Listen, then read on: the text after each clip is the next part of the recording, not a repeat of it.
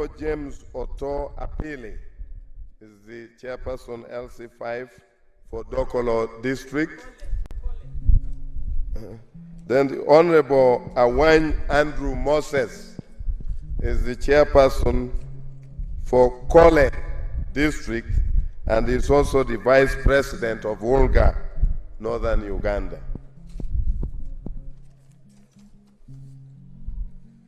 The Honorable Arwai Christopher Obol is the chairperson LC5 for Kitgum. Honorable Opio Christopher Ateker is the chairperson LC5 for Gulu. Honorable Oyet Sisto is the LC5 chairperson for Lamore. And finally, retired Colonel Fearless Obuola Oyat is the LC5 chairperson for Pader. It's Colonel Fearless Obuola. May I also recognize the presence of Honorable Judith Aliek, who is the MP for Kole District and also the chairperson for Lango Parliamentary Group. Thank you very much.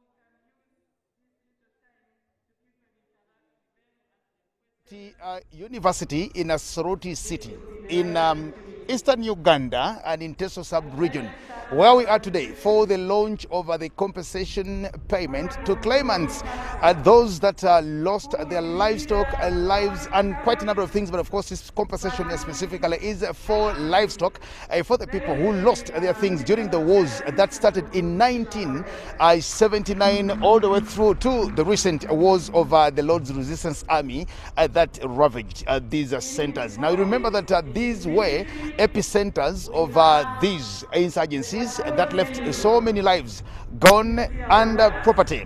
Now, here is why we are today, to see government fulfill its pledge to the people, to give them compensation for their livestock. Now, with me here is Teddy Apili, one of our very own, works with UBC Radio, but she's also from one of the areas and one of the regions here in Lango sub-region. Teddy, let's just hear your thoughts of what is happening here. I am not considering and looking at you as one of the beneficiaries, but as a journalist, of course, and the other thing also, as somebody who comes from the region, you ought or you know what the region has gone through and what it feels like for some people, especially those from your own sub-region of Lango. What do you feel and what are your thoughts? Thank you so much. Sorry, we are used to holding the mic. Thank you so much, Mr. Jagenda. And personally, I'm so very happy for my people because it's been long overdue. We've had contentious issues coming up here and then. When we think it would happen, then you hear of ghosts, you know. But now that it has happened, I just wish my people could embrace it. Yeah, much as there's a lot of criticism still, we can embrace it and use the opportunity that has come. Let's receive what is going to be given. Yes, I know some people are saying it's small money. if you listen to what the Prime Minister of Lango said earlier on, that each cow has been equated at 900,000. Yes, 900,000 can buy you actually 2 cows. Yeah. So let's use the opportunity that has been presented. Let's embrace that, because yes, we've gone through a lot. How many years of wars? How many years of unforeseen circumstances like the nodding disease? So if this is meant to help us come out of the poverty, yeah, let's use it, because agriculture is the way to go. The only thing I'm seeing is how are we going to manage to keep these animals? That's also another challenge that will come in. And also, how are we going to ensure that the people who are benefiting, because this money is going into the account, Jagenda, if money is sent into your account, you don't know, you can't really dictate to me how I use it, but is there a mechanism in place, to follow up to see that, yes, you've gotten the money, at least buy something, buy an animal to show, an animal or 2 to show, because you buy a cow today or 2, in 2 years you have 4, so why not? I'm just so happy. Yeah. Okay. I had an opportunity here to talk to Dr. McMott, Adam McMott, one of the council of the claimants, and he just tried to break through to me what this actually means, what the ruling of the Justice Simon Mujenyi Byabakama really meant. And he says there is an award of 4 million shillings to all of them, to the claimants in general damages, and 1 million for punitive damages. Now that is the 5 million I think that all of them get for damages. But then for the livestock, it depends on how many cows you lost, and of course the count starts from I think 1 to 200. Now this is very good money, because when you get 4 million plus 1 million, and then maybe let's think you lost 10 cows, and that's another 10 times 9, that's another 9 million shillings. I'm only thinking. Do you think that people now, with the situation that we are in, this money will help them benefit themselves, do anything? Because it's coming in cash, it's not coming in cows or so. And so if you get your 5 million or 15 million or 20 million, it is up to you to actually choose what to do with the money, whether to marry another wife, whether to get married to another man, whether to drink it forever. I know many are going to start with drinking, but yes, 4 million or 5 million is actually a lot of money, Jagenda, to someone who has never held it. And looking at northern Uganda, someone can start a lot of things. You can buy land. We have plenty of land there. People are selling off land. You can buy land. You can plant trees. You can actually start a farm. You can start a produce business if animal is not the thing for you. You can do a lot of things. That's not small money.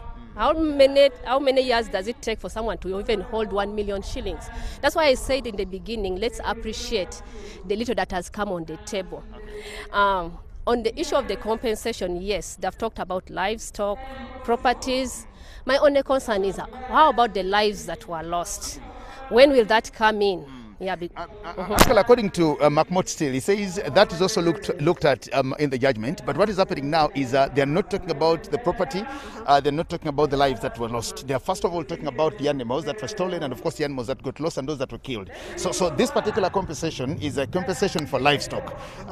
Presumably, then they will be also now looking into the issues of the lives lost, the properties lost, because the Honourable Member of Parliament, Okotia, was talking to me about the granaries. There were granaries, there were factories, there were lots of other things, of course, that were also affected during that time. So, but that will be, I think, for another time, because the judgment must have, I think, covered all this. So I think those will come. But considering what is actually going to be launched here today, when I look at you, I just suspect that you could be one of the affected persons. You either lost a parent, or your parents had this or that, because it's taken some time. Are you also going to benefit? Should we get ready to receive some money from you? Should we expect some outings from you, or you are not part of this? I don't think I'm part of it. But when these atrocities, especially when the Karamojongs were doing the cattle rustling in Lango sub-region, I was born in 1984. So I think that time I was a toddler.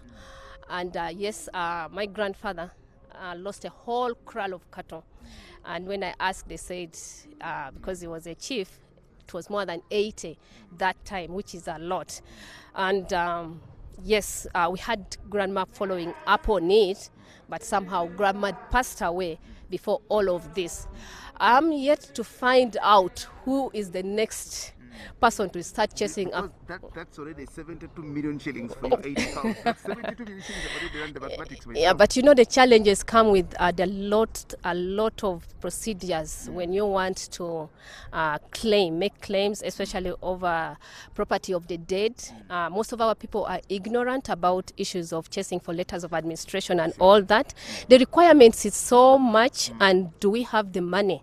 Do we have the resources? I think that also goes for those the war claimants, the World War II and all, because sometimes you don't have the documents. When our parents died or our grandparents died, issues of national IDs were not there. So where are they or the dependents going to start from? You know, these are the challenges. I give an example like the recent UPDF call out. Everyone was asking, where are we starting from? Yeah, we don't even know the numbers, you know, we don't even know all this. I think that's going to be a big challenge. So I would really love to be a beneficiary, but no. But still, I'm happy that the few who are receiving are really going to receive. And I'll urge them that at least make sure you buy one animal. Yeah. Let's give it that. Well, Teddy Apili is just one of our own journalists here at UBC, and she is with UBC Radio. Yeah. She's here, of course, doing very good work for radio, and of course, this is also live on UBC Radio. Say something about in Lango. Oluo. Kwena meti uni yenu eno nya Teddy Apili kong yeya nya moru akate jolu di baradit. May SOROTI University, metie Eastern Uganda, kwenda metini niene aduong lobo binu chwalo ho chul ma chel pijo ameti kere ko hogiadit, and of course tin jo amanu ngobedo ka jo adek ngara chela yai Acholi, ngara chela yai Lao, ngara chela yai Teso.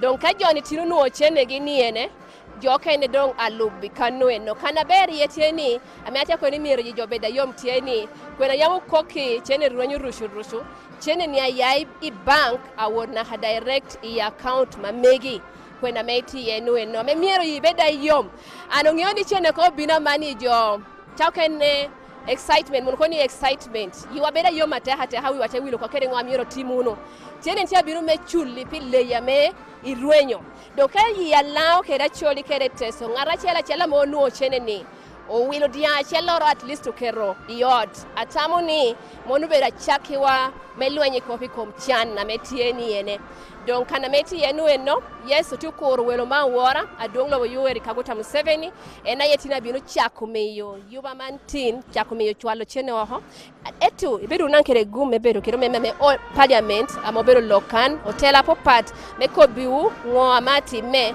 amageno ni ko kuru unu kwena menyiti yenu eno itikere gumi no abe uti unu kere guma moti unu kere no abe meneno ni okeru no ginoro ping po maruno ka chena mara po baruno ka bala ento da obedu no kere yom chuny ni tin chene ni tia katu hopien uko hunu pira pikara large uko hunu pichene ni pikara large eto donkati no bino ni enkono yiwabeda yom pi jo amanu ngotin yina mepebedo kere gume nuongo no enno amenyi pot pe ho no enno kubekera meme wad moko chiki I constituency kwena meiti yenu eno mecha kuopo mei nuong chene no eno pien kari hindwenyo ginoro irwenyo jammi nyerwenyo leyi nyongato ni urwenyo kuomere wundushu ituno entitled meneno ni ino uno kony manene pichawa ni ene we hagika no eno kuno woti kuro welo ma wora ni Teddy Apili itiwi yame UBC Radio apoyo.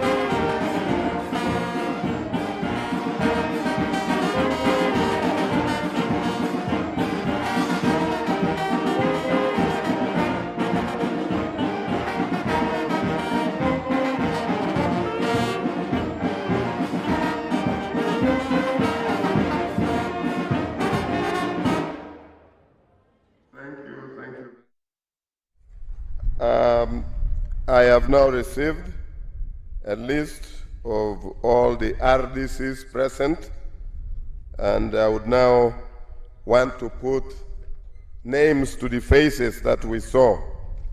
But before I do that, allow me recognize the presence of the Honorable Veronica Isala Bitechero, the former MP, Cabramaido County, who is here with us.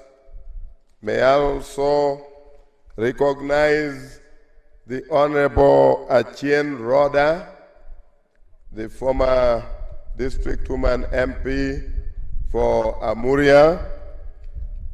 May I also recognize the presence of Toto Acham, the senior mobilizer of NRM. Ayalamanoi. I have here the list of RDCs, beginning with Mr. Modo Agustin, the Deputy RDC Amuru, Mr. Egole Lawrence, RCC Lira City, Mr. Eseru Paul, Deputy RCC Lira City, Akutu Julian, RDC Oyam, Angolere Caroline, RDC Kole, Acham Proscovia, Deputy RDC Kwania, Ekaju Adiama John Robert, RDC Aleptong, Okware Emmanuel, Deputy RDC Pader, Odong Latek, RDC Gulu District, Komakech William, RDC Kitgum, and Lumumba, RDC Dokolo, Okiswa Joffre, RDC Bukedia, Ichogor Charles, Deputy RDC Bukedia, Ecom John Stephen, RDC Katakwi, Mitala Emi, RDC Kumi, Nakamia Harriet, RDC Serere, Kalikwani Paul Muidu, RDC Kalaki, my RDC, Akot Susan Moro, Deputy RDC Kalaki, my Deputy RDC, Eyal Lilian, RDC Amuria, Chemtai James Small, Deputy RDC Lira District, Haji Sadiq Bategana, RDC Lira, Jacob Jonga, Deputy RDC Kapelebiong, Toko Swaibu, RDC Kapelebiong, Kayizi Asanasio, RDC Mora, Segawa. Thank you very much, and of course we continue the coverage of the compensation for livestock here to the claimants of Teso, Acholi and Lango sub-regions at Soroti University in Soroti City, just right here in the heart of Soroti in Arapai sub-county. Now joining us here is the Honorable Stella Isodo. Stella Isodo is a woman member of parliament for Ngora district, but also the spokesperson of the Teso Parliamentary forum or caucus or group here with me. Happy to have you, the Honorable Isodo. Thank you so much. I'm so happy also to be here. The program for the cattle compensation for Teso region for a group that I represent. It's been long awaited. we've been expecting. It comes sometimes when it is our campaign season, and then it disappears. But today we are here to launch, and we expect the President of the Republic of Uganda. And we are actually waiting for the facts about this cattle compensation. Thank you very much. Now, one thing I know that you're coming to Parliament for the first time. Yes. This is your first time in Parliament as woman member of Parliament for Ngora. Yes. And how do you feel that the time you come to Parliament, it's hardly a year for you in Parliament, and government is fulfilling a plague that has been there untarried for so many years? How do you feel? I think it's a positive. It's positive for the people of Teso that we are talking about compensation, and it's going to start, I think, this very year for the first lot of people. But we're asking for facts, by the way. We're asking for real facts, for the verification. Who was verified and who verified. We're asking for this list from the Ministry of Constitutional Affairs and more specifically the Office of the Attorney General. So I think we feel so good if it starts, if it takes off. After today, we will feel so good for our people. But also, the people in different categories, there are those who went to court, there are those who, generally, we just need a compensation for all the regions, the 3 regions of Teso, Lango, and Acholi. Okay. As spokesperson for the parliamentary Teso parliamentary group, to start with, how do you feel that first and foremost, the Vice President is from your region, the Speaker of Parliament is also a member of your group? How do you feel, and what does that translate into for the people of this sub-region of Teso? The people of Teso have had luck. And even just today, I am very sure the Vice President had to say, please, let's go and speak to our people. And yesterday we elected a new speaker for the parliament, for the 11th parliament. She comes from here, and we also expect her here. All these hard voices, because of their positions, they should have been able to tell the president that, please, it's been long overdue to compensate our people. And it's the reason we are here. We feel so good that for me, who speaks for them, I have people number 2 and number 3 in the country who are more influential. And I'm very sure, even this university, before the VP became the vice president, she was a minister of education, and she took the representatives. We have a lot of professors from Teso. She said, please, can we have? And I think this is also to show the president that, you see, we have started the university. That's why the launch of the cattle compensation is also located right here at the SOROTI University of Science. Okay. You talked about facts. Who is supposed to give you the facts? And aren't you part of knowing who exactly these people are supposed to be, the claimants? We identified eminent elders from Teso sub-region to verify. And so, but normally processes can be flawed. So we want to exactly know whether these elders were utilized. And why we are here, we are as people's representatives to actually find out from the elders, the lists that are going to come out from the Attorney General's office, are they the real ones? And just because you know that the money is going to move from government to the accounts of the beneficiaries, there will be no intermediaries, there will be no middlemen here and there. How will you go back, apart from receiving the list from the Attorney General for the people that they've paid? Do you have a mechanism of going back to the people to find out that Sodo received the money, and maybe she used the money to roof her house, or to do this business for herself, to put more money in her agent, etc.? Do you have a mechanism that will follow that up? Yes, we do. Being a people's representatives, first of all, I know the people. The list was submitted, and we identified the eminent elders from that area. We have a mechanism of going back to know, yes, this is Akelo who has received her money. And now that it goes going to directly to their accounts, it actually makes our work very easy. Not that the leader was the one who went and identified so and so. We will go back and verify. Okay. Finally, before I let you go, we lost a Right Honourable Speaker of Parliament, Jacob Olanya.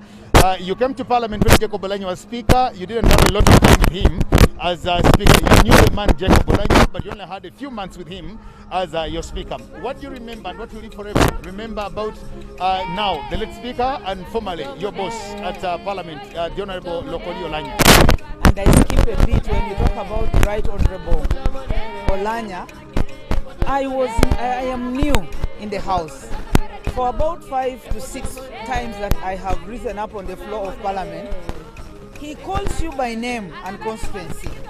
and he wanted facts. I remember I was rising on a point of having drugs delivered for the people with high blood pressure, people with diabetes, and I said we should have these drugs freely distributed at the health center 3.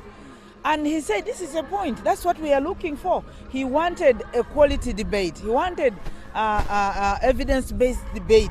And he knew members. You can imagine a house of 529 members of parliament, and he's able to call you, he's so dongora, and you submit on the floor of parliament.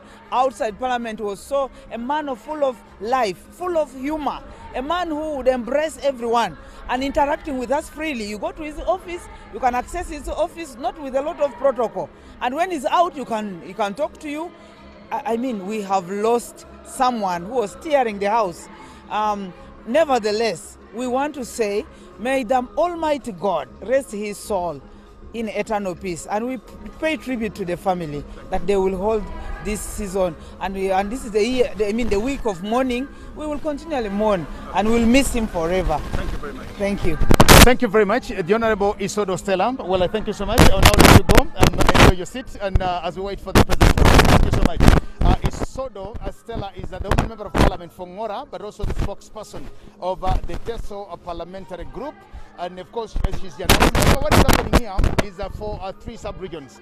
The sub-region of Teso, Acholi, and Lango. Now, for those of you who have been with us, you've seen that we've had to interact with some of these members of parliament from these different sub-regions. But let me also interest myself with a neighbor now, the Honorable Angura Frederick from Tororo County. Is this Tororo County? Tororo South, I think. Let me have another person. Now, we are talking Teso, Acholi, and Lango. We want to know how now Tororo comes in. Now, Tororo is not Teso, Tororo is not that, Tororo is not... I'm not getting into the dynamics, but how does Tororo now come in? But you're welcome as a leader and speak to us about what is happening here. Thank you very much. First of all, for the introduction, once again, my name is Angura Frederick, and you're also asking, how does Tororo come in? Tororo County is Teso. Tororo County is part of the mother Teso here. We may not be within the specific boundaries of what is called Teso region, but we are within Teso, and actually, as I speak to you now, the acting His Highness Mormor comes from Tororo. Okay, I am an old boy of St. Peter's College, Tororo, in Nyangole.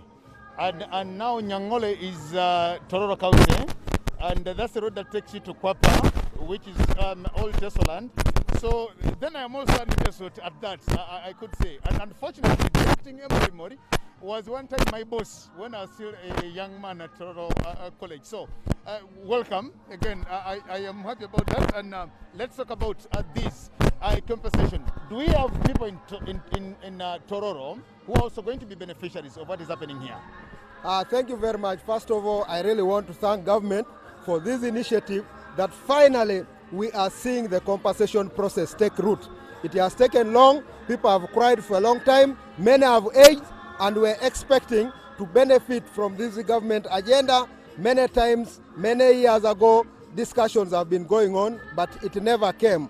However, today, we are very grateful. We now have something to talk about and something to take home. I will speak for and on behalf of the people of Tororo. These incursions were both internally here within the country, but also focused externally, since those who were eating our cows, who were causing problems within the country, were also running across the neighboring countries, that is Sudan, Congo, and also Kenya. So for Tororo, we're no exception. We had several groups that passed around that place. Lakwena ran riot in that area. Are you aware of that? Foba, Foso Botebak, was equally operational in Tororo as they kept moving across to Kenya. So my people lost cows across the corridor of Kwapa, Mela, Osukuru, Kayoro, and as among others. So we equally lost many animals, and people have waited. However, as this takes root, we just want to request the government that our lists have been received by the Attorney General we've been following closely, and as it takes root here, we want to believe that the next place they will be headed to will be Tororo, where we equally lost almost everything involving our livelihood. The old men have been reminding me time and again. I have knocked at the doors of the Attorney General, and they have told me that immediately they start with the Lango, Acholi, and the Greater Teso, they will be coming to Tororo, which was very, very much affected. History can tell it all. We are affected. Our whole border line was occupied by those who were fighting across, running to Kenya, coming to steal from Uganda and running to Kenya. So I thank government that it has taken root. We are waiting. Tororo is waiting. Did you come on invitation? Did you come because you are beneficiaries? Did you come to study, to benchmark? Did you come to be a witness? I'm only seeing, and I just want to know how you came, because it's obvious for MPs from Teso, the Greater Teso sub-region, Lango and Acholi, but now specifically, you from Tororo County. You're being here today. What does it qualify? First of all, we're invited as members of Teso Parliamentary Group, all of us, and of which I am one of them. And in that case, in Teso Parliamentary Group, I am also in charge of culture. So I link the cultural institution with the parliament, which of course, as you're aware, is where many things are discussed. And this very particular matter has been a very, very key issue on our agenda in parliament. Time and again, we have had discussion coming up, and the cultural institution has been also making follow-ups time and again from me through a linkage with our parliamentary group to find out how far, what is going on, and how debate has been generating in the House. So I am here equally as a member of the Teso Parliamentary Group, for which all of us are invited, but I am also here in that aspect of linking the cultural institution with our parliamentary group, but as a beneficiary in waiting. Okay. Well, thank you so much, Honorable Frederick Angura from Tororo County. Thank you very much. 6 years also. You are a Nyangolian. First of all, I want to thank you very much for being a Nyangolian. That is in St. Peter's College. I was also in St. Peter's College for 6 years, and that route you are talking about going to Kwapa goes to Kwapa, where Angura comes from. Okay, you're from Kwapa. I was a Luangi. What were you? I was a Luangi for 6 years. You're supposed to pay me now, because you were there before me, I'm sure. So you're supposed to pay me before I let you go. Surely all Nyangolians respect fellow Nyangolians, and that's why we say, Palma sub pondere, may that palm tree grow and grow to see the fruits that we all desire as we serve this nation. Thank you very much, fellow Nyangolian. Palma sub pondere, that's it. Well, that's it. Thank you so much, ladies and gentlemen. Still here at SOROTI University, and we're just waiting for His Excellency the President of the Republic of Uganda. It is a few minutes after 2 o'clock this afternoon, and of course it's still very hot, and this is the typical Teso region that we've all known. Now, when it is hot indeed, and when it gets cold in Teso, still it gets that cold. But here is where we are, still trying to engage and to talk to the different leaders and what we envisage and expect from them as we also get to the launch of this today. You're very welcome and very good afternoon. Good afternoon. I'm Robert James Sajal, Prime Minister Lango. I am attending the launch. I'll hold it for you. I'm attending the launch for the cattle that was rustled, and the compensation is on now today. The President should be able to arrive here in time and give it to us. From Lango, we have come, the Paramount Chief is here with me. We also have representatives from Lango, the 20-member committee, they're all here. Everybody's excited, everybody's very happy to have received this. We are hoping that after this, we should be able to translate this cash into real animals. And we think it should be feed animals for breeding. And now that the land for feeding, the grazing the animals is not so much, we also recommend that some training be done so that we reflect these animals into either zero grazing or something where you have little space to handle them from. Okay. I hope it is going to be a very good idea. Mr. Prime Minister for Lango Cultural Institution, I just want to know from you about how many animals on average is everybody supposed to get in terms of cash? And you think it should be a wise idea to transform the money into animals. About how many animals are we looking at for a specific individual or families, I could think? Assuming we are going to compensate about 42,000 people, each family may get in Lango, then each family may get about 5 or so animals, or a little more, because others have lost many more animals. But the thinking now is that the grazing could be an issue. So we should be thinking of zero grazing for these animals as we receive them. Yes, so that is exactly what we are thinking. We need to translate this money into really movable wealth, where these animals will be put into greater use. In other words, we should be able to translate either have zero grazing for freezer, convert them into that, or have bullocks, so that you're able to fatten and increase the money so that the children go more to school and we build houses. Okay. So that is exactly how we want to benefit from this type of thing. Are you comfortable with the statistics that the Ministry of Justice and Constitutional Affairs has about for your claimants in Lango sub-region, or you contest the statistics that they have? I may not at the moment know exactly what was there, but I know that 42,000 people may benefit, and each animal is valued at about 900,000. Now, assuming that one comes and be paid, and if there are any other complainants and the team is able to rescue to get it sorted out, it will still be able to handle that. Yes, please. Okay. Were you part of the processes, or it just got you somewhere and you only told what is happening? The cultural team definitely was part of the process. They were able to identify people who came from their areas, and of course the identification team. So we were part of the process. Thank you. This has been long overdue. Just finally from you, what do you think it will translate into when 42,000 people benefit, when 30,000 people benefit? How is that going to transform Lango sub-region? Yeah, it is definitely going to transform. We'll have more children going to school. We'll have more oxen for plowing. We'll have more translation into cash itself, and even the animals. If we are now training to handle more of the zero grazing aspect, we should be able to benefit a lot more from it. Yes. Thank you so much, Mr. Prime Minister. And just as you get back to seat, send my greetings to my cultural leader, who is just seated right there. I will. Thank you very much. I will definitely greet the cultural leader, our own Nyasi, Papio Samadurebe. Thank you. Thank you very much. Thank you. Thank you very much. And of course, the Prime Minister here, we thank you so much for being with us, and of course for gracing us with this interview, and of course allowing to speak to us from Lango sub-region. And here is where we are.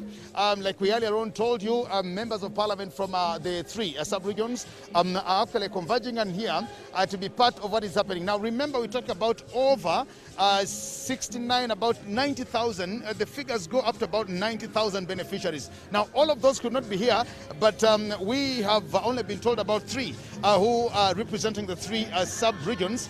But it is not our discretion to show you or to even tell you those who are representing all the others until the president comes. And when he launches this compensation payment fund officially, then we'll get to let you know who these 3 are. Let's continue enjoying and being part of what is happening right here.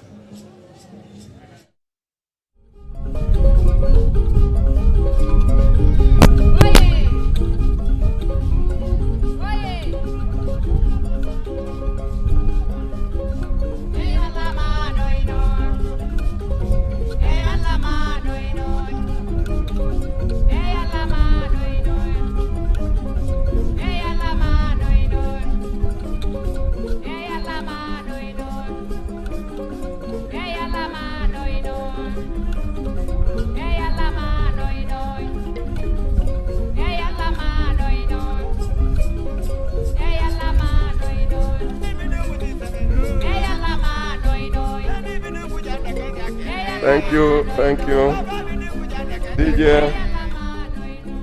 DJ, thank you very much.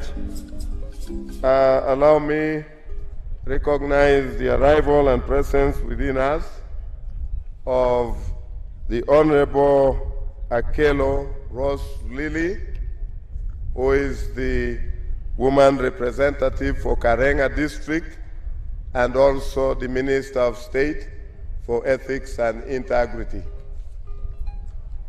Allow me also to recognize the presence of Honorable Margaret Lamwaka, the Member of Parliament for Chua East.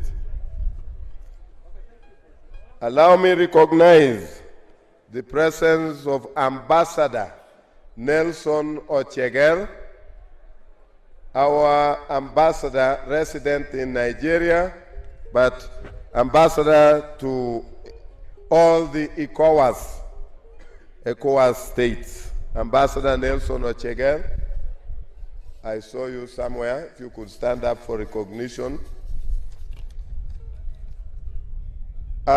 We also have with us Museveni Okodi Levy.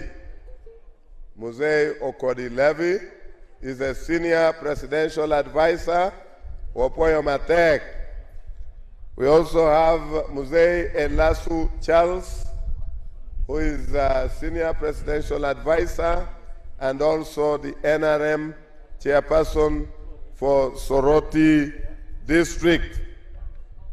I should also add that the Honorable Olobo Dubai is the chairperson NRM for Molatar. And we have Willie Bisanga, who is the chairperson NRM for Soroti City. I think Muse Omaria is an alumni of Teso College. Is that way, but he will also come. Thank you very much. Those are the new arrivals. We will keep introducing them as they arrive. Alamanoi.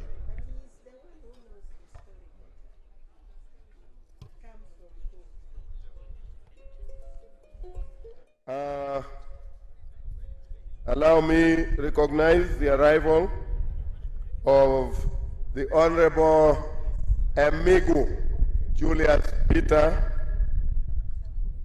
the Member of Parliament for Ochiero County in Kabramaido District, and the Honorable Atuto Jacinta, the District Woman Representative for Kapelebiong District. Thank you.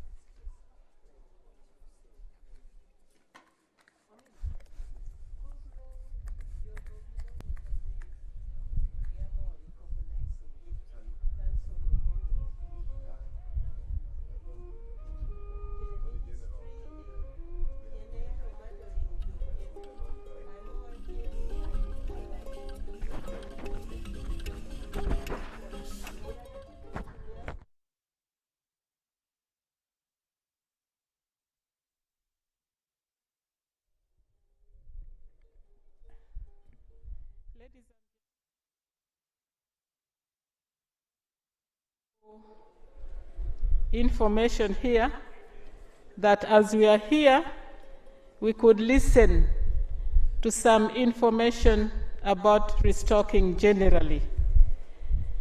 I want to take this opportunity to correct what mistake I did as I recognize the Minister of State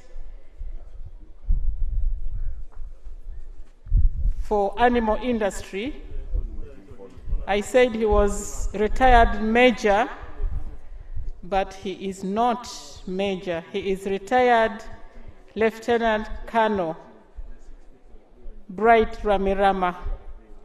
I want to apologize for that misrepresentation. But Honorable Bright will talk to us about restocking generally. And as we were looking into these issues of cattle compensation, we went back into history and we noted that Eastern Uganda had the highest number of cattle in Uganda before the civil wars. And so we will benefit from what Honorable Right Ramirama is going to tell us, and we shall use the information, because this compensation is coming at a time when we are fighting poverty, and we know that we look at a home, and that home with animals is a wealthy home. We know what cattle mean to us. Cattle means wealth, means prestige, means you can marry, because if you don't have cows, what will you pay as dowry? Means so many things to us. And so, as soon as Honorable Bright is ready, he will come and give us some information that should help us in our daily lives. I want to thank you.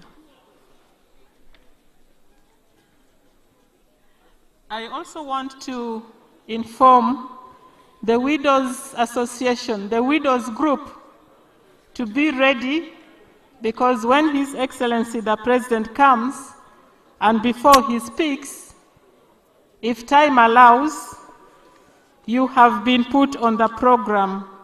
So be ready to present what you have prepared as soon as you will be called upon. The LC1 is ready already, and he will welcome His Excellency the President here. And the program will flow as already mentioned earlier on. Thank you for listening.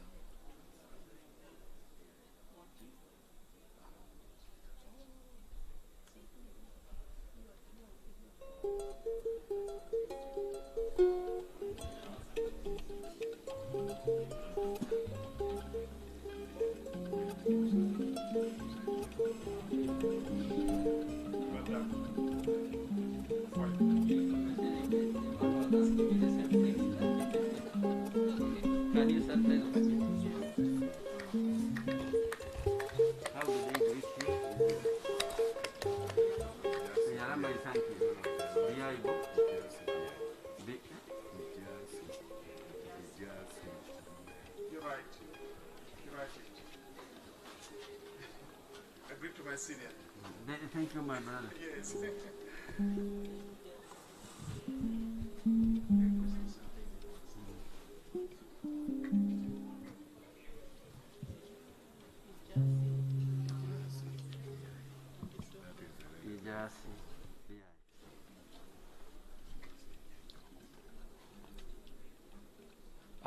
The traditional leaders were here.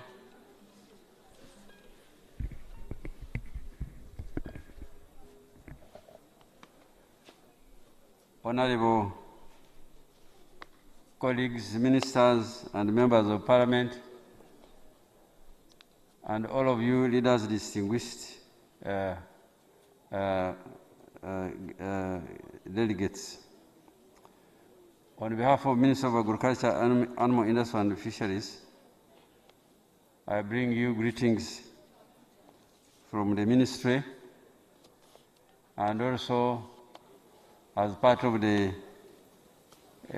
organizing agencies, Ministry of Agriculture, Animal Industry, we are here also to give some guidance. It is true, we are restocking, and the consideration was people wanted to buy animals of their choice. And to avoid the short landings, the people who have been selected will receive their livestock in form of money. So we would like to advise as follows as Minister of Agriculture, Animal Industry and Fisheries. One is that you must choose livestock using subject matter specialists and advice from your veterinary officers. In this region, we have established that if you want to go dairy, a Jersey, which is a dairy cow, is the most suitable for improved breeds around here. The consideration is that it eats less it is resilient, and it gives enough milk.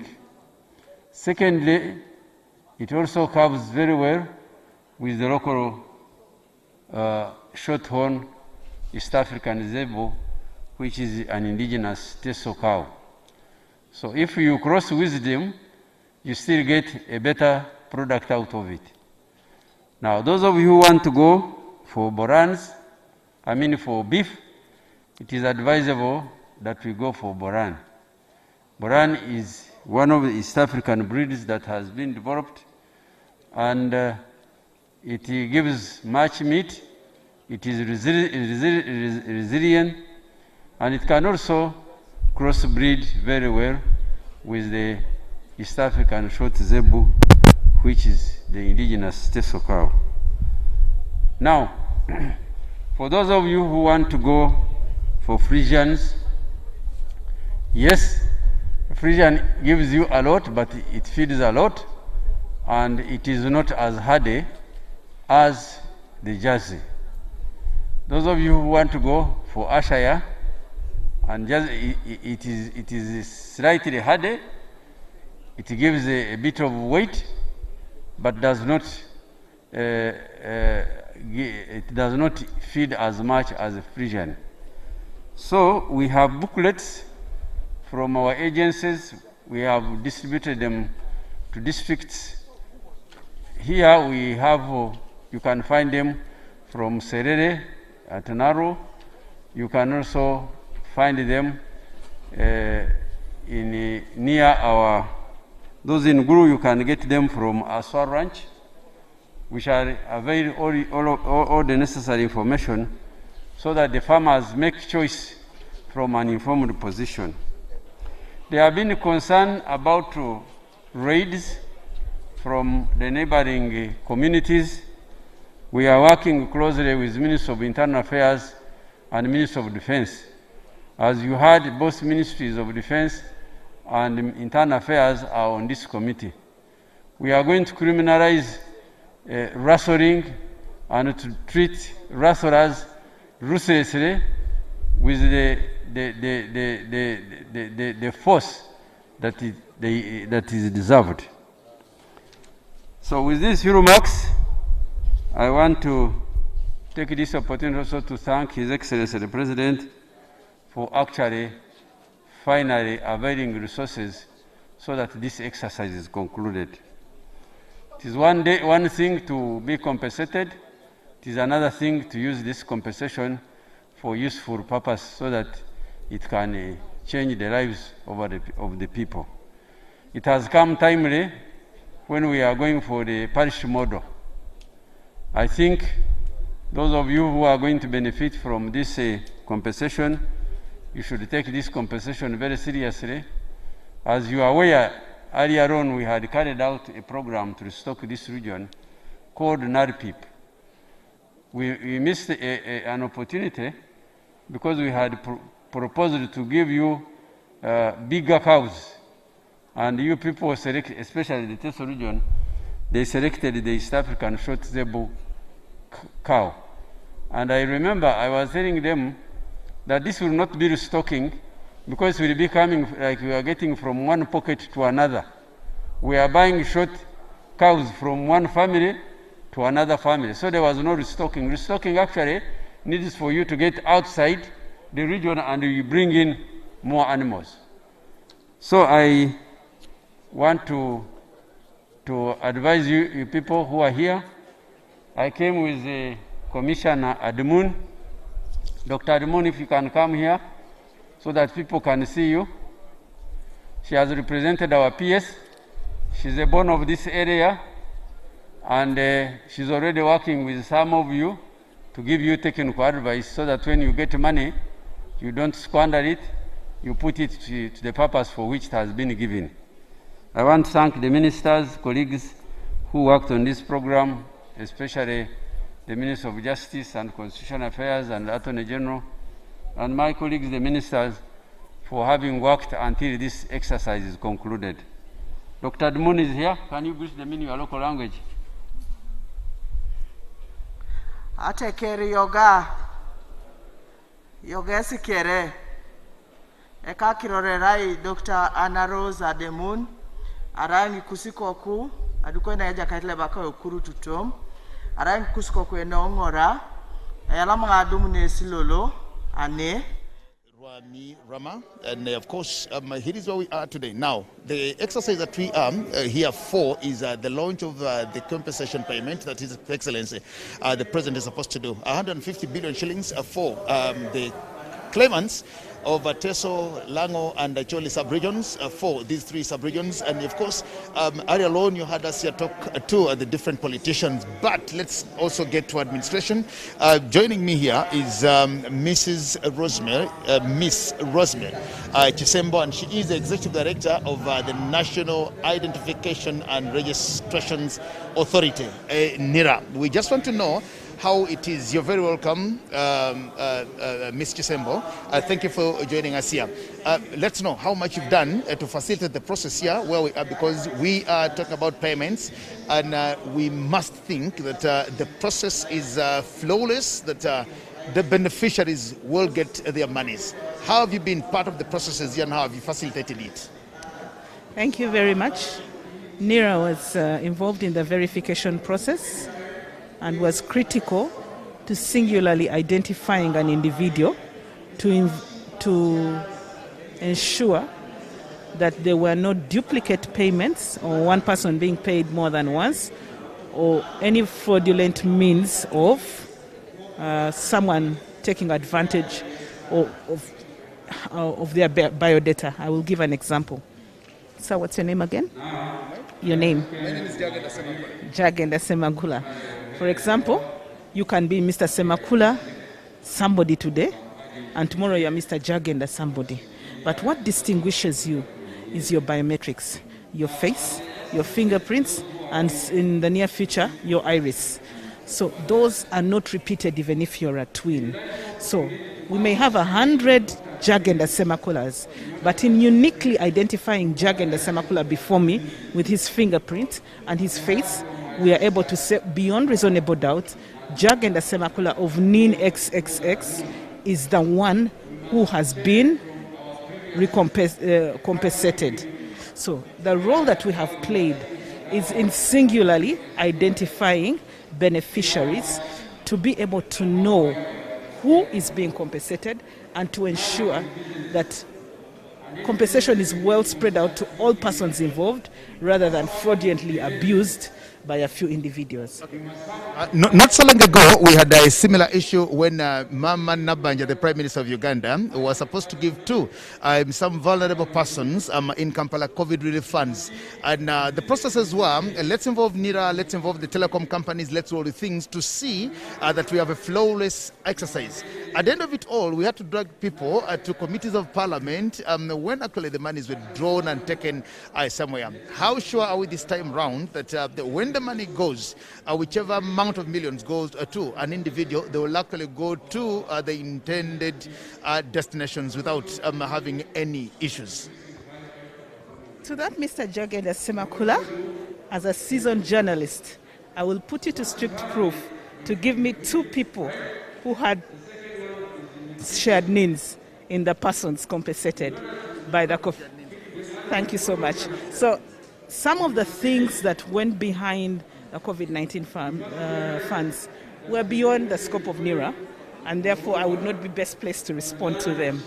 But I can singularly say that where a person has a singular NIN and is identified by their biometrics, it still doesn't stop a fraudulent person from paying them twice.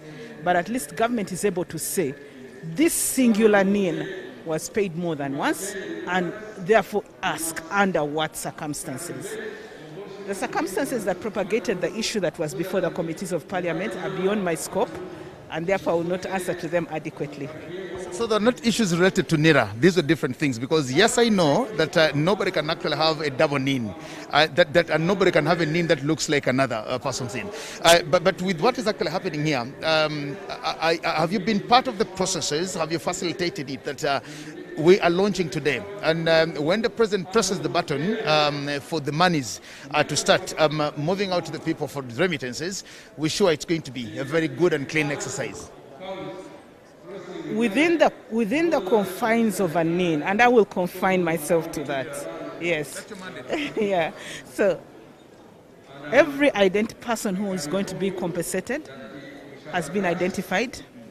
Their ID was fast-tracked. Those who had issues were addressed, and nobody who doesn't have a NIN will be compensated, just to ensure that there is no double compensation with persons presenting in different ways. Did you help people? Because the people who never thought about that, we get these problems, especially when we talk about telephone numbers, for example. Jagenda has a number that everybody knows it is Jagenda's number, but when you get into maybe sending mobile money to it, then you discover it's Rosemary Chisembo. Chisembo has a number that is in Jagenda Semakula. Nobody cares at that moment. But when we come to issues that are very critical now, Jagenda Semakula has to be Jagenda Semakula all through and through. Haven't you had these issues, and have you helped the people, the beneficiaries, because we don't want them to expect money and again come quarreling that NIRA has not helped them facilitate the process? NIRA's scope is limited to the NIN. When it gets to a telephone number, an individual in their personal capacity steps forward and registers a number using their NIN. The UCC and the telecoms also have additional measures to cater to ensure that process is smooth and all. I don't want to hazard and talk about those processes, but to the extent that we are responsible of singularly identifying a Ugandan, we have done so. Thank you very much. Thank you.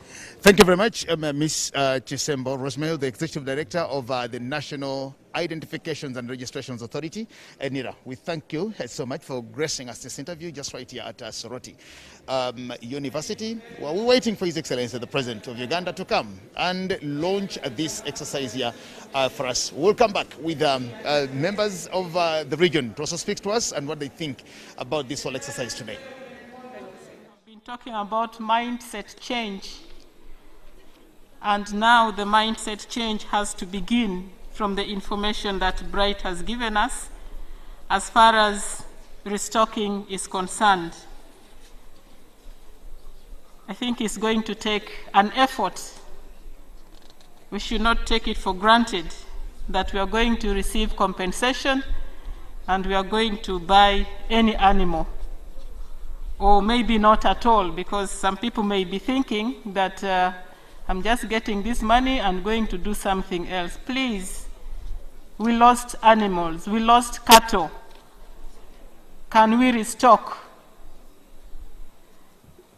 Increasingly, we are discovering that we need a diversified economy in order to be wealthy.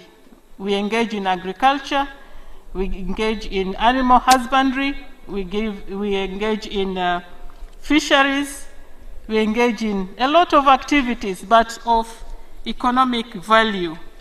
And so this is an opportunity for us to transform our region. I had said that we took note of the data which was there as we were discussing restocking or cattle compensation in northern Uganda, in eastern Uganda. And the confirmation is true. And I want to highlight this, that between 1965 to 2008, this was the data according to the census we had in the country. In eastern Uganda, there were 1,911,000 cattle by 1965. And 40 decades later, in 2008, there were 2,488,000. At SOROTI University here, and we are waiting for His Excellency, the President of the Republic of Uganda. is coming to launch the compensation payment for claimants of livestock and, of course, those who suffered the insurgencies since 1979, and quite a number of those in these areas of Teso sub-region, Lango and Acholi sub-regions. Now, just joining me here are 3 members of parliament, and each one of them is representing a constituency in one of the 3 beneficiary sub-counties. I will start with my sister here, the Honorable Christine Apollo, woman member of parliament for Kumi, and also formerly the chairperson for Kumi district. I am happy to have you. Thank you so much and good afternoon. Good afternoon to you. Yes, I'm Christine Apollo from Kumi, the woman representative of Kumi. Okay. Yes. Well, thank you very much. Together with Christine here is Ndugu Lagen David, member of parliament representing Gago County from Gago district in Acholi sub-region. Hold that microphone and also say hello to your viewers. Good afternoon. My name is Lagen David, a member of parliament representing Gago County in Gago district in Acholi sub-region. Okay. I am right at SOROTI University on a historic program. Today, actually, the whole entire country watching what is taking place here. We are waiting for His Excellency, the President of the Republic of Uganda, to come for a very special launch of the livestock compensation that has taken a very long time. And so many people from northern Uganda have been waiting for such occasion to come. And I believe that people are very happy, though the fact that we may not be very happy because we are still mourning. We are mourning the death of our beloved one, the Right Honorable former Speaker of Parliament. As the people of northern Uganda, we have come to represent our people because the late, the Right Honorable Speaker of Parliament was a champion of this cause. Okay. And that is the reason why we have come to be a part of the witness of what is happening right in SOROTI University. Thank you. Thank you. Together with Honorable again is Honorable Samuel Opio Akuti, and Member of Parliament for Kole North, and also the General Secretary of the Lango Parliamentary Caucus. You're welcome, Honorable Sam. Thank you so much, viewers. My name is Honorable Samuel Opio Churi, Member of Parliament Kole North, but also the General Secretary of the Lango Parliamentary Group. Today is a historical day. It's not just a day for the launch of compensation. It's also a day for the launch of restoration of the livelihoods that were destroyed over a period of more than 20 years of insurgency that rocked Lango, Acholi, and Teso sub-region itself. Okay. Thank you. How do you feel being part of this day here today, and what do you think this translates into for the lives of the people in your sub-region of Lango? Yeah, thank you so much. As I said, this is a historical day. When you look at the culture of the Langi people over the years, we were cattle keepers. And cattle was not just for prestige, but it was more or less a method of saving money. You can recall 20, 30 years, banking services were hardly accessible. So people used to save their money in the form of cattle. And this cattle will then be used in case there was any health emergency. We'll sell 1 or 2 cows, use that money to pay for the health emergency. When you had the children to send to school, you'll sell 2 or 3 of those cows and then send the children to school. Now, what happened when the insurgency came in? Actually, when you look at Lango in 1986, the census showed there were 600,000 heads of cattle. But statistics shows 5 years later, more than 90% were lost or stolen as a result of that insurgency itself. And therefore, this is very significant because previously, as I said, because in form of the savings, they were all wiped out as a result of that insurgency. The impact came in on livelihoods and education. As we speak right now, in Lango sub-region, if you look at secondary school education, only 22.5% of children who are supposed to be in secondary school are in secondary school. When you compare these statistics with other parts of the country, the other parts are almost twice or 3 times. Why? Because that saving that was in the form of cattle that will be used to pay school fees has not been there before. So that's why I said it's not just launch of compensation, It's restoration of their livelihood that was destroyed, that was lost over a period of 20 years. So it gives us hope that now the opportunity for the sub-regions to be able to access education, certain social services that had become unreachable over a period of time. Okay. Let me come to the Honorable here from Kumi, Woman Member of Parliament, representing the people of Kumi. I want to hear your thoughts of this thing, especially for the people that you represent and the greater region of Teso sub-region. What do they make of this day? What is it to you? And what do you think will happen to the lives of the people hereafter? Thank you very much. First of all, I want to thank government for this day, because it has been the long-awaited program. In Teso, people had actually started talking that compensation is a song, because it's long when the government started talking about compensating families that were robbed off during the time of insurgency. So today is a historic day, but also in memory of the late Right Honorable Jacob Olanya, because he truly pushed on this. However, even as we are talking about improving livelihoods, the people of Teso have a great fear that even as we are launching the compensation exercise today, we are not sure of the safety of the animals.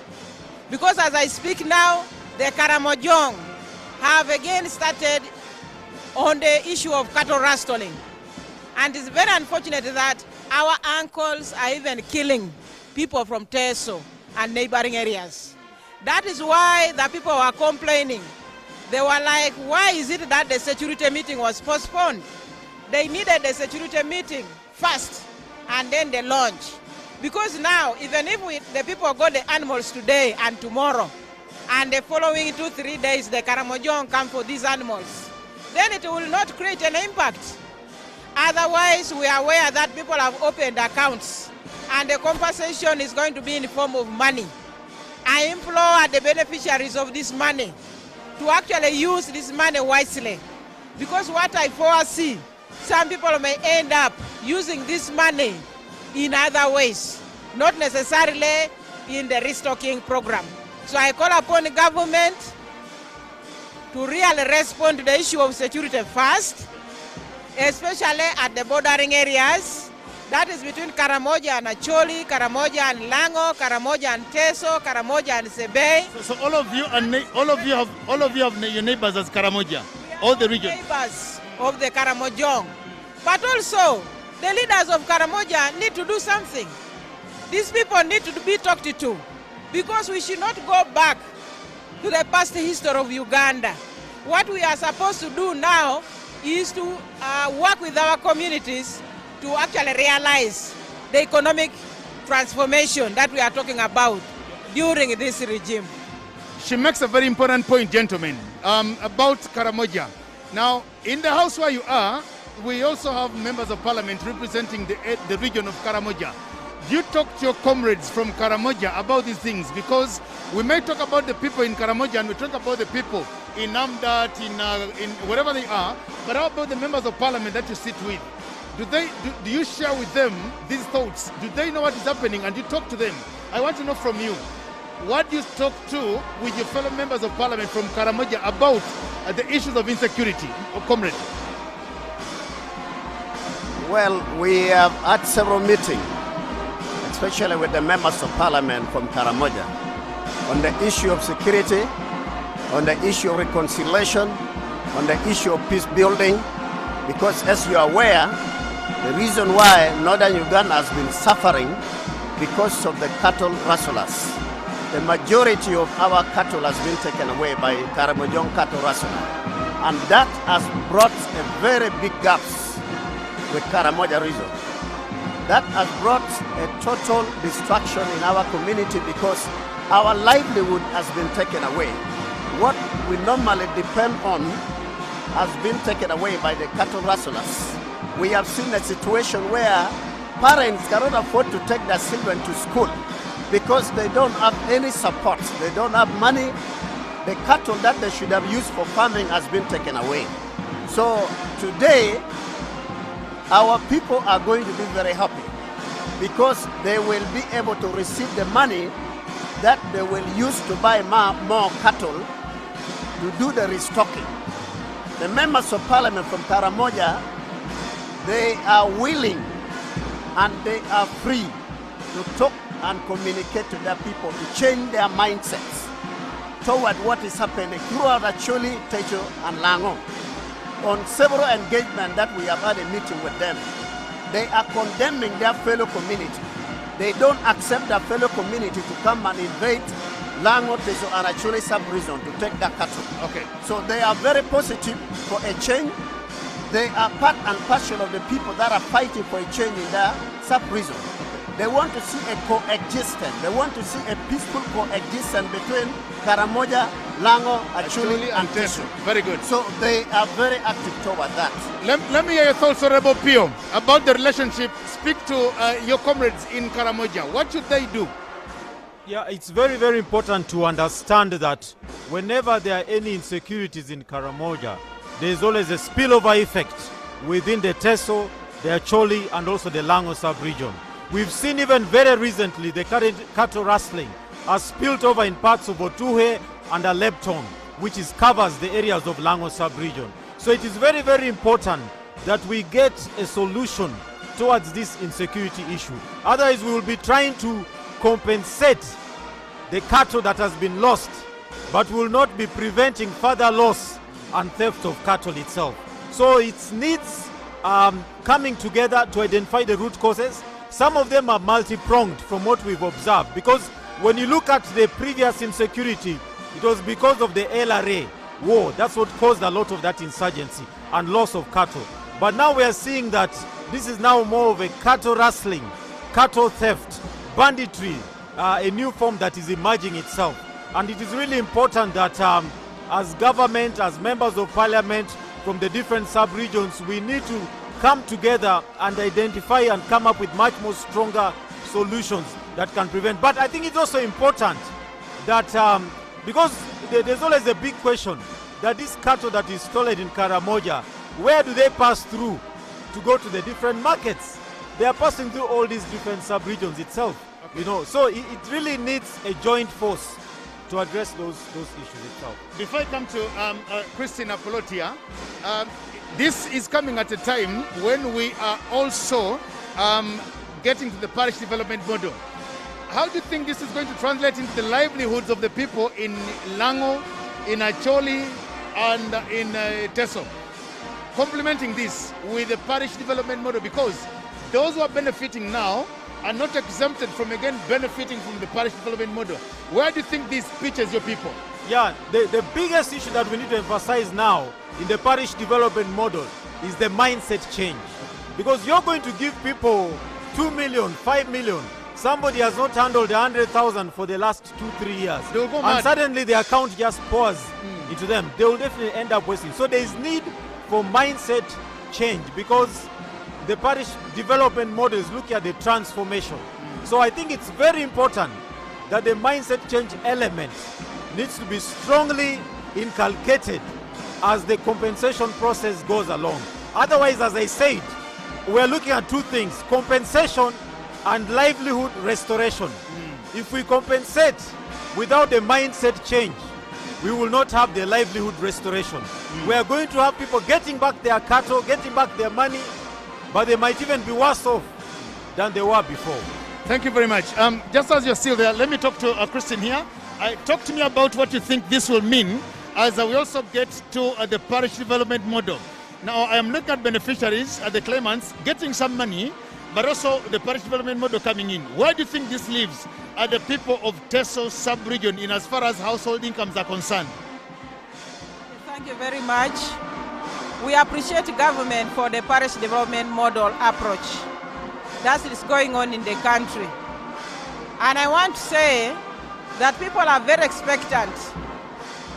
But what I've discovered is that the people are not yet sensitized on how this money is supposed to contribute to their transformation and eventually end up fighting poverty. People think that is free money. Just like my colleagues have said, even with this money of compensation, if there is no program to do sensitization on how this money can benefit the families, we may not be able to realize the results that we expect. Like now, the parish development model has another component of the parish revolving fund, which is supposed to move from household to household or group to group under a circle. But now what people are saying is, there are some people who took a miogo money and never paid back. Why should we pay back even when this revolving fund is given? In this context, I can't blame the people, because normally we're hurry to give people money before preparing them to actually receive the money and create an impact out of the money. So the parish development model is coming. It's not going to be selective. It is very fortunate that the LOC2 is there with the leaders of all groups of people. The interest groups are there. But then, I know there is a category of the people who will not reach where they are called for meetings. And that will be a gap, because others will continue benefiting while the rest are never getting an opportunity to benefit.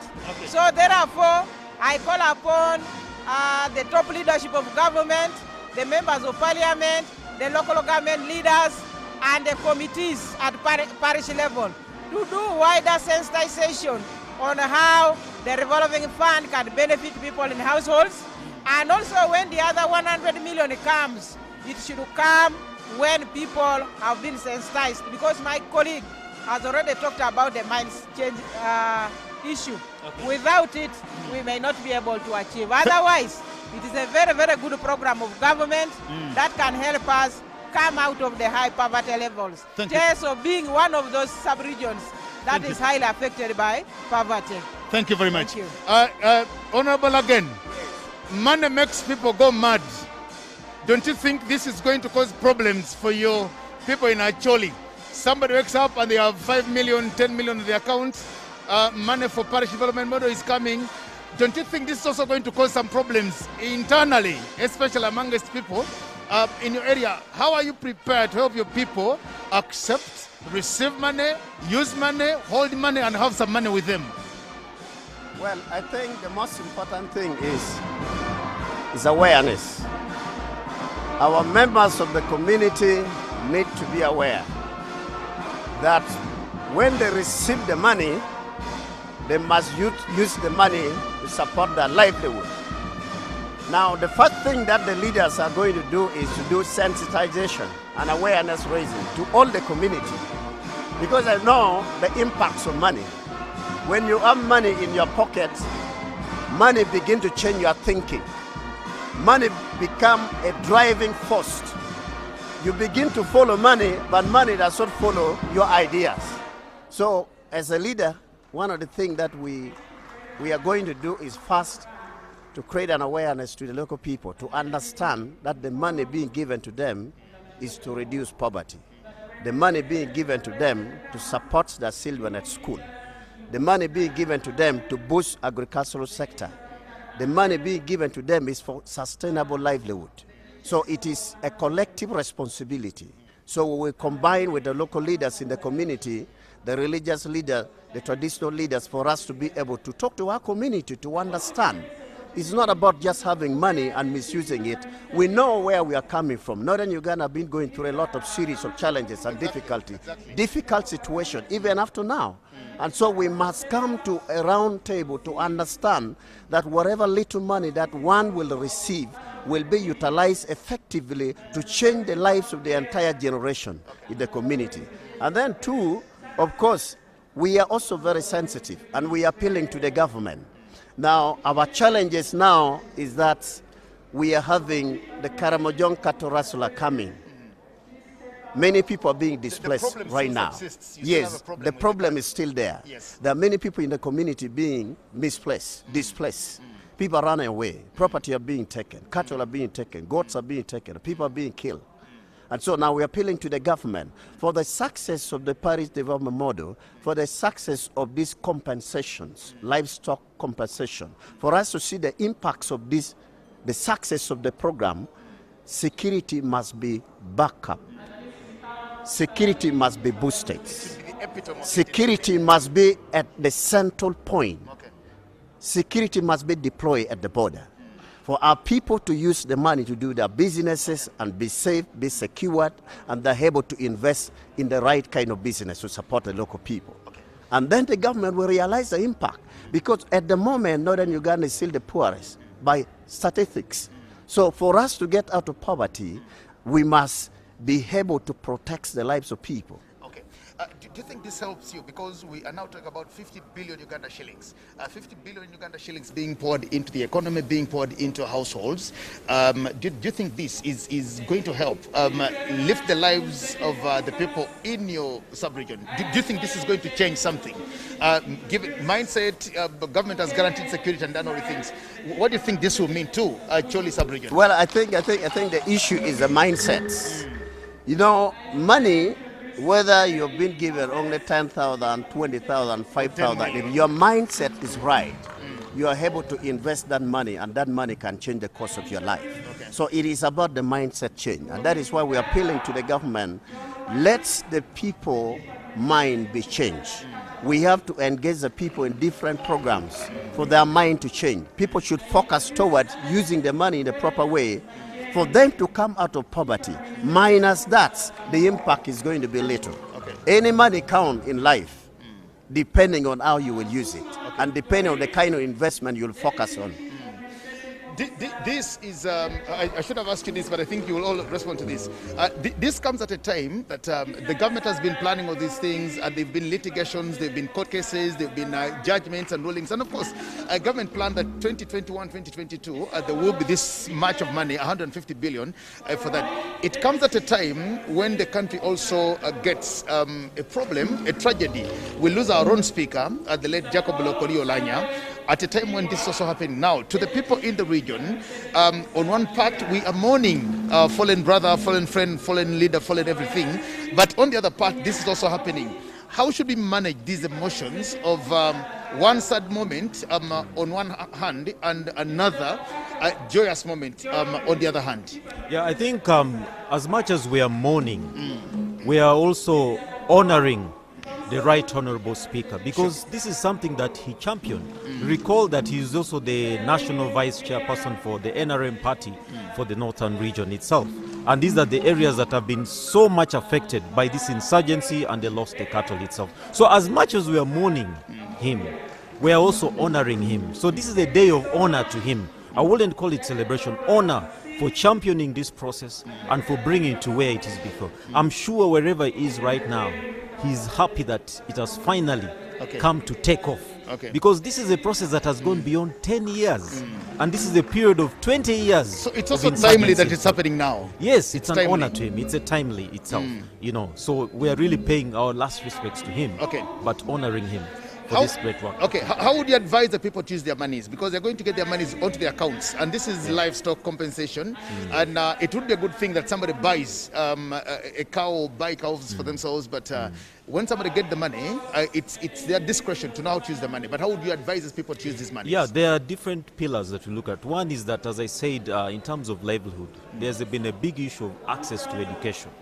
This is providing an avenue through which they can be able to access education, especially higher education, and be able to pay fees out of this money. Two, access to health care. There's a very, very big challenge. People have been selling their land in order to access health care. And because of that, they're going into a cycle of poverty itself. Now they have some resources that can be able to help them achieve that. But then thirdly, this is also access to capital. That capital has come into their hands. Majority of them are farmers. Majority of them, during the dry season also, they undertake certain small business itself. So we want to encourage them that let them plan this money and let them ensure that it goes. I always say that look at this money as a seed.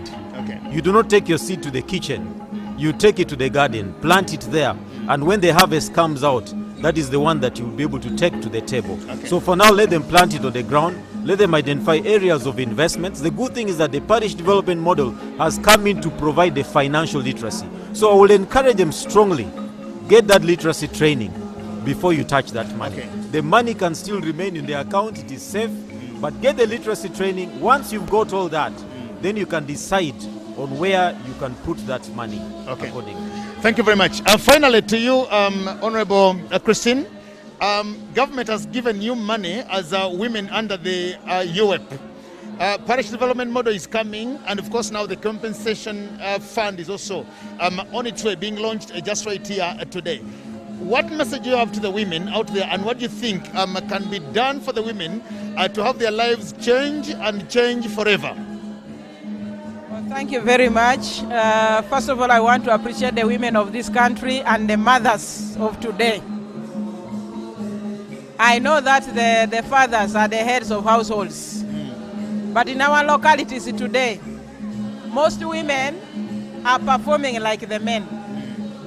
And a number of men are abandoning their responsibilities. And it's also on record that women are not so wasteful when they are given resources. The WEP program has been there for women. We thank government and especially Minister of Gender for this initiative.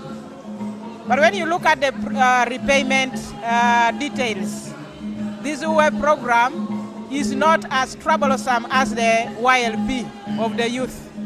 The women have been paying. Actually, women's complaint has been that now that the parish development model is coming and the government is planning to erase some of the programs related to parish development model, they had a fear that maybe WEP is likely going to disappear. And our plea as women is that the WEP program remains, because a number of women have been able to do small-scale businesses to help their families. Remember, today, women are very key in contributing to the school fees of their children. So I call upon the women who are actually the beneficiaries of this compensation program, beneficiaries of the parish development model, and beneficiaries of WEP, to wisely use this money to benefit their families. Okay. Because this money can even support education. My plea to government is that even as we are taking off with the 50 billion to start the compensation program for Acholi, Lango, and Teso sub-region, our plea is that these people who were not in the original lists of the compensation program should be catered for, should be accepted, should be validated, because the program is for the entire Acholi, Lango, and Teso sub-region, so that those who did not fill forms during that time can have the opportunity. I am very confident that the women, once they get this money, will use this money in the right way. Okay. But like I said in the beginning, since the money is going to enter into people's individual accounts, many of them are going to use this money for school fees. Remember, families are poverty-stricken. Many of them are some of them are going to use this money for luxury. Of course, those who don't understand the purpose for compensation, the purpose for the parish development model, some of them are going to use this money to recover back the sold land or rented out land. Some of them are going to take advantage and say, now that I have been able to get the 5 million, let me give away the 3 million in order to recover my land. So that's why I hinted earlier on that there is need for us leaders to be on media, on radio, on television, every opportunity that we get. Let us tell our people the purpose of this money under the compensation program being launched today by His Excellency the President, but also under the parish revolving fund, and then that other money, the 100 million that will come later. Otherwise, we may not see the true impact of this money. Yet, the money is coming at the right time. I also know that some people are going to use this money to buy seeds. Since we are in the first rain, some people will use part of this money for granules, for maize seeds and the rest. We appreciate the government. We are normally given maize seeds. But like for now, the women MPs have been given 2 tons of maize. Now a member of parliament like me, who has 18 small administrative units, how do you distribute the 2 tons to benefit every household? Likewise for the male members of parliament. meaning that the seeds that we are given are never enough to cater for every household. So some of them will use this compensation money for that purpose. But I want to say that let us avoid, especially the beneficiaries. People should avoid the traditional ways of keeping money. I am also aware that there are people who don't want to make use of the banks. They think that banks cheat their money. Banks take their money. So somebody can easily get annoyed and pick all the 5 million, all the 7 million, and then keep it at home. That is more dangerous because anything can happen. The house can get burnt. The robbers, when they get to know that you have the money, they can come and actually steal the what? The money. So people should be very, very careful. And it's very good that the money is going to enter into people's accounts. So nobody, no robber will know that your money is there. I encourage people to plan first. How many animals do you want to buy? Do you have space for keeping those animals? Are you going to do the traditional animal keeping, or you are going to do zero grazing? What type of animal rearing are you going to do basing on the available what? On the available land?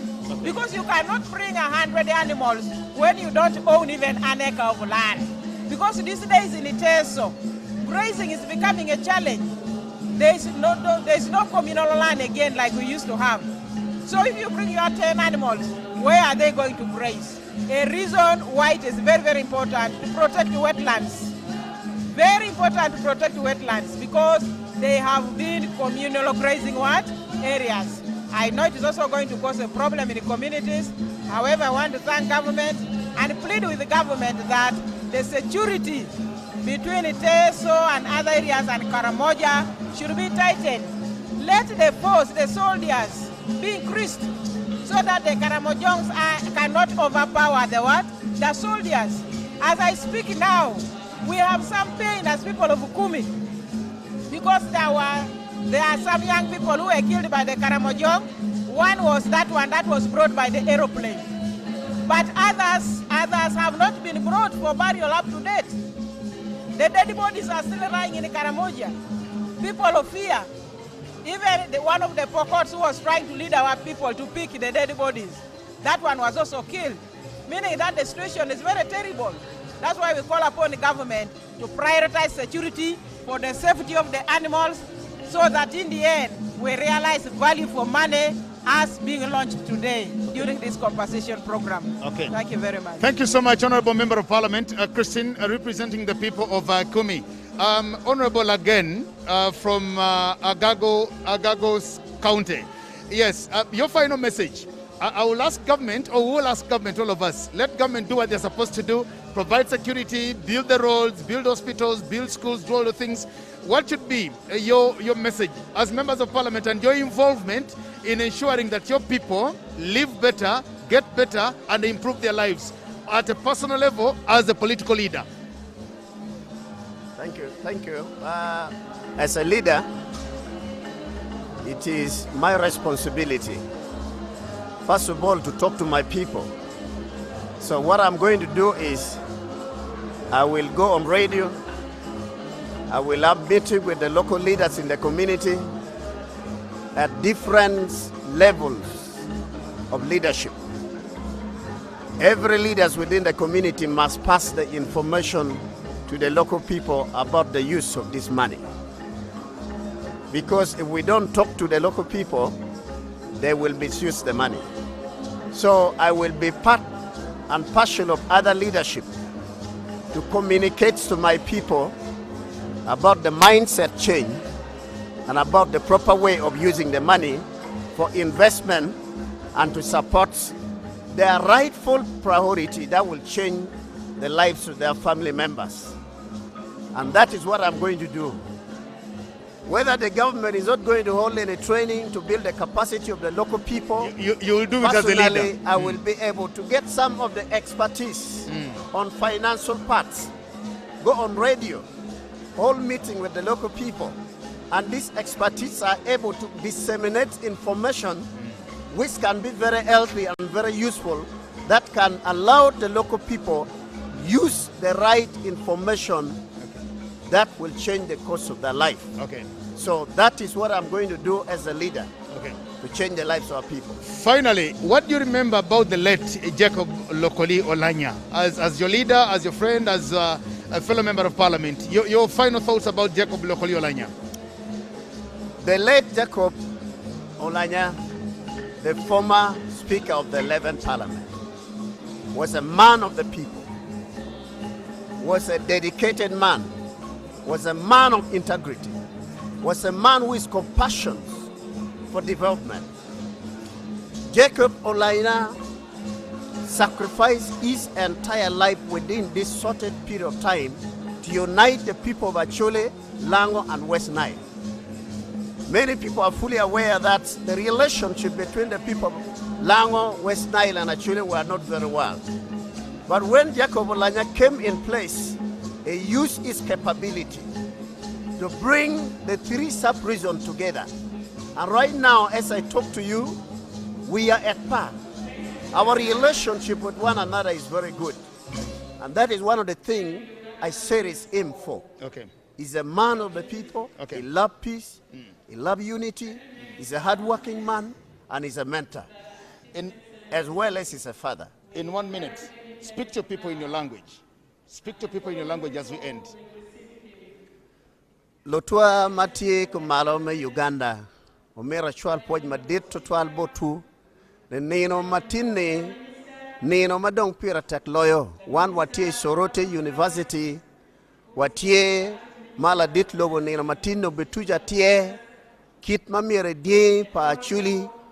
Di mai langi. Di makikwanyo ki teshu. Ki bidwako kede bodano. Nino matinda ye ketiga kwero nino enone me poko chente bot. Dano ma pat duit ma nyingi dong ke choyo gamente do ye ne jo enone miere ke megi di kere bet wan watie pero pien la dit ma mewa ma kwono rwenyo ma beru la lok pe wane parliament ma doro wi wai parliament ma kwono rwenyo ma pe ya ke kano kom en wan watiga kumu ka chiel ke luak me Uganda duch ma pat petit ma eno tiu ma tek chu e rotin gamento katu kama leng me neno ni di pa Acholi pa langi pa tejo miere ke duok chen o weko wan machal lo mema me parliament ma wa ka Acholi mo a ke lao ki tejo wa binu ka chung pe luak ma mewa bene e neno matini mala dit lobo binu ka tiero kama leng kin ma cholo bi beru kwere ti wa lego bene ne un luak moti kin pachi ka diri maja chende bi donye ya kaun ma mewu pe ya o chak tich ki chente o bet peng e pachi ma mewa chila chil o go plan mati ki mamira wunu ti ki chene kwere we chene eno kela dugi e pachiwu kela loga kwowu kela loga kwo paletino kela loga pachi mamewu we wan wariem chan chan kiremo pe kikuya pen chan kiremo ki ngech mane lokka matiga wanyane botu ne chene popoku chene pokel to chene pokel lwen chene pege ti kwere yo maraj waribu chigwa ka achiel machelo pajo wek wanen yo mabe ma waromo tich kwere mikela loga paja pe chene ma wachira ka nongo nene man kwena ma mero weko ne botu wan wapoyo gamente matek wapoyo la dichi were Museveni pe tich ma dit mo tiu pian wan wabero korone pe kare malach na wene mono lo diru mo ti mo kena do gen gurwenyo mogo bene do ta megi wodeno chan matek kare mi chone lo diru deno chan kare mi chone endo nino matina mera waj botuni do tunu endo wati kwere ki ma ki ribe ki yom chwin cha logo be bero pajo waremo chan ka achil poyo matek tutwal walego la chujo gwoko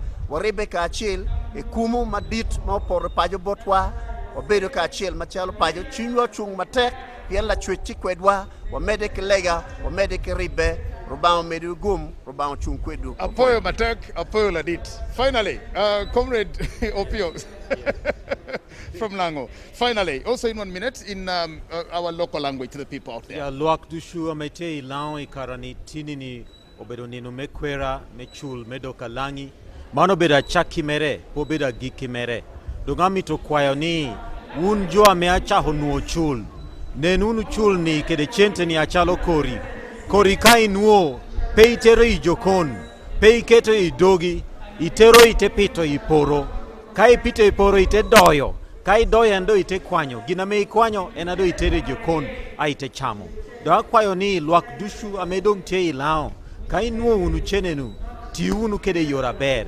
ang'eyo ni teja ma pol kede peki ya pol ameotie wani kede eto mito ni cheneni otiwa ni kede meriemo chan mekelo doan lobo mekelo doan pashu ikabeda papata motie wani yere wano dong wani chen ikop mekwan ti udu kede cheneni metero tino chukulu oteke de peki me lobo amepetia romo wa ti udu kede cheneni me wilo lobo amedong dihi masha iromo tiu kede me pito jamo kena papata oteke de kop me yot koma metia yelo wa teha ti unu kede cheneni me neno kito romo dong tiu kede me mio wa yot kom ya duolwa amito poyo wundushu atek jo amepuru no unu chul berunu kede gen kede tek chwin ni chul atunu mano bedo ka chaki mere ang'eyo ni atuma ber abeda ber daomi to dogo poch bot right honorable speaker Jacob Olanya mano bedo tute mere enomio ni na tinini wano chohere kan me chahu kop me chul medo kalangi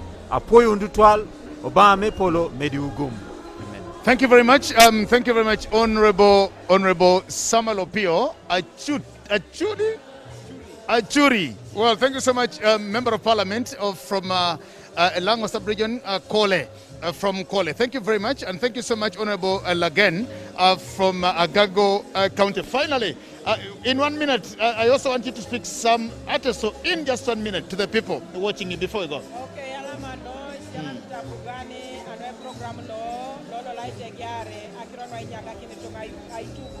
SOROTI University ido yalame ngare no kokeren we soma tatu no nadol na pakina konye akate ker ilepito na pugan aina kina itukuno merenwe jalwa gete college bon ibwapita pugana anyu na betunga dalu college mame wadi kauna nwado mona itukuno luopoto kala nyakata yangari keche kirore ada so tete kesado mona itu konye kidumoni siriginelo ateker etosomata ejoko noi ITG chane otomokali awo konye no epolo kakere ibala pugane be era una nyaka ino naitukano we mama ameda ara mama yuaro bika kinongi nao boda kidingi teso kede karamoja so apolo kebe polo konwa yuara noi na are tiono moibo bona ado mona ituku e walari opote bobe karamoja ayangara ituku e tiono moibo bona ado moni sirigin e walari akokwari sirigin so apugani lipitbe ojauni bera yuara ojauna uriane teno poni birorai anwa ngara kinoni aito somi sirigini lo e jok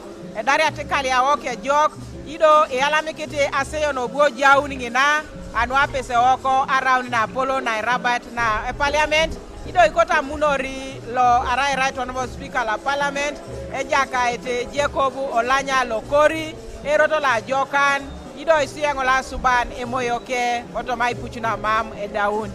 Alama Noi, thank you very much. Honorable Apollo Christine, woman member of parliament from Kumi. Thank you very much. Thank you so much, my brother Lagen from Agago County.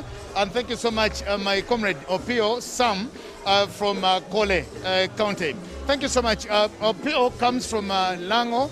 Lagen is from Acholi. And my sister Apollo is from Teso sub-region. Now, these are three sub-regions here that are receiving the compensation for the livestock. And of course, here is where we are. Now the weather has all of a sudden changed. But we thank God for what is happening here. And let's continue being part of what is here at SOROTI University. We thank you so much. We'll just give you some bit of entertainment as we wait for His Excellency, the President of the Republic of Uganda, to also come and grace this day officially. Thank you so much.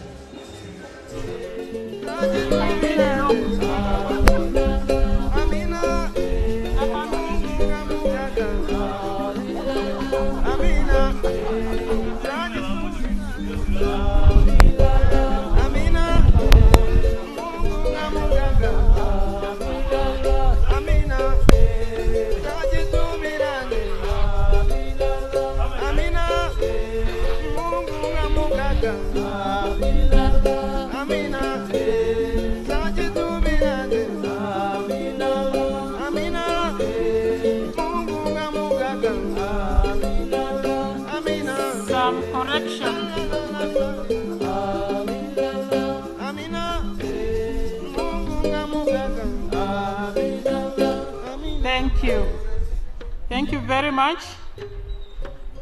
The RCC The resident city commissioner was away also, I think, when we were introducing. Let me take this opportunity to introduce Peter Pex Park, the resident city commissioner of SOROTI. Please stand up for recognition where you are. And immediately, let me correct this. The revision of members who will receive His Excellency are the following: the Vice President, the Right Honorable Speaker of Parliament, the Minister of Justice and Constitutional Affairs, the Minister of Teso Affairs, Honorable Mike Mukula, the Chairperson, NRM Eastern Region, and the Attorney General.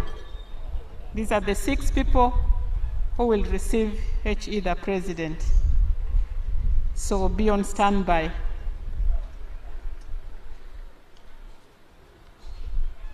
And our prisons band, be on standby.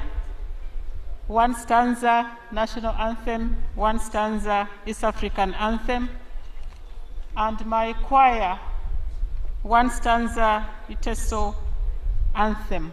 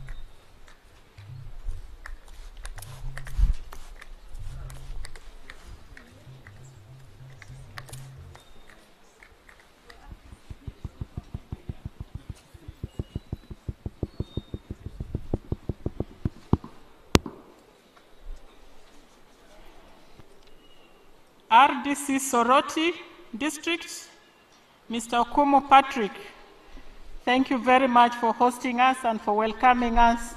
Please stand up for recognition. By all indications, I think our chief guest is around the corner, and like I said, when he arrives, we shall all stand up, receive him, and do the anthems together.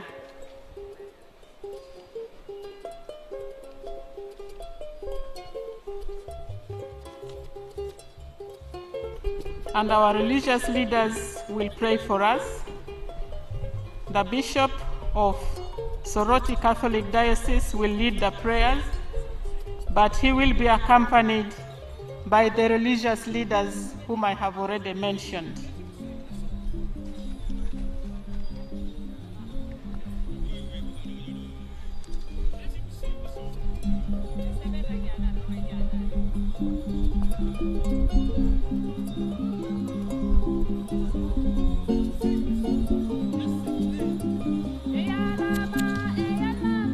Yoko deke dikolo yamatona. Yoko deke dikolo yamatona. Yoko deke dikolo yamatona. Yoko deke dikolo yamatona. Yoko deke dikolo yamatonga, deke deke. Yoko deke dikolo yamatonga. Dokodeke chikolo ya matoma. Dokodeke. Dokodeke chikolo ya matoma. Anaki alama ya ki alama. Let's welcome the Right Honorable Speaker of Parliament, Right Honorable Among Anita Ahmed.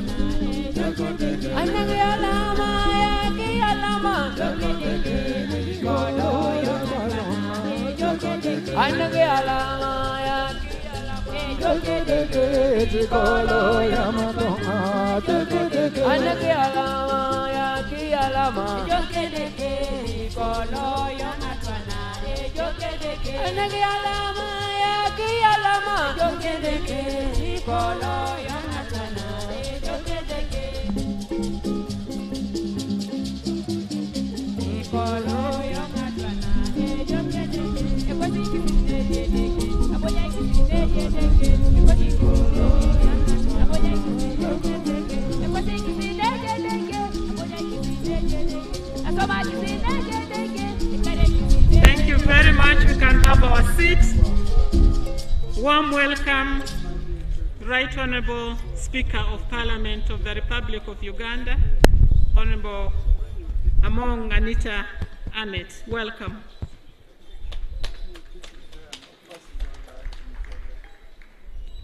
We can clap better than that, honestly. Thank you. Thank you very much. Soon we shall also receive Her Excellency the Vice President, and I request the same welcome accorded to her when she comes. This is a historic moment, one which we have waited for, and one which is going to usher us into a new chapter of the East and Northern region.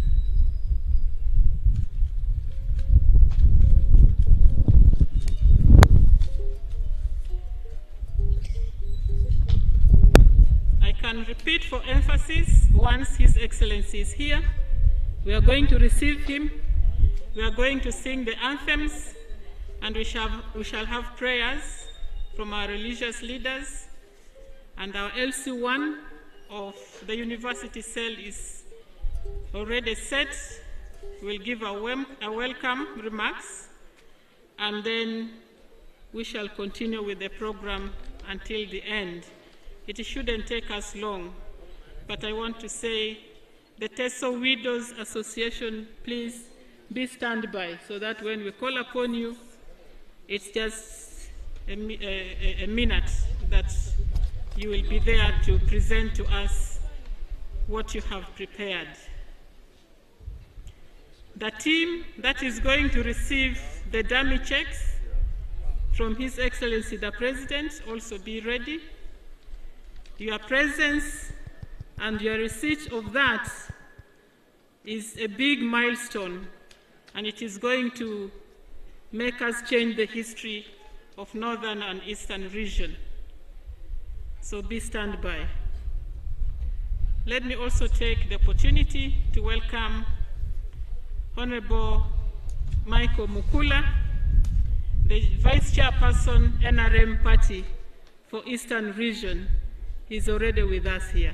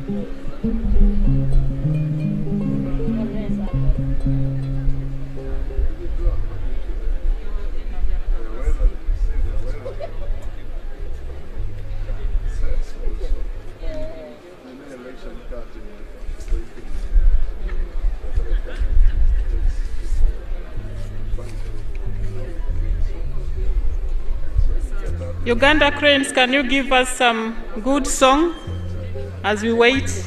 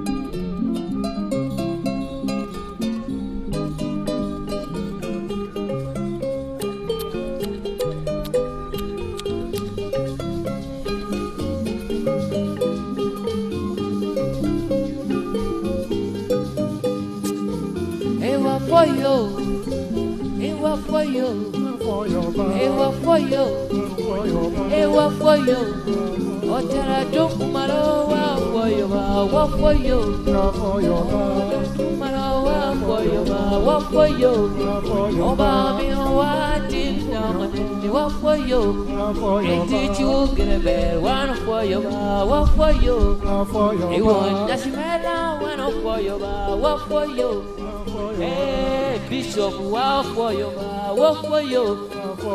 Hotel I didn't wait, wow for you, wow for you. Wow for you, wow for you, wow for you, wow for you, for you.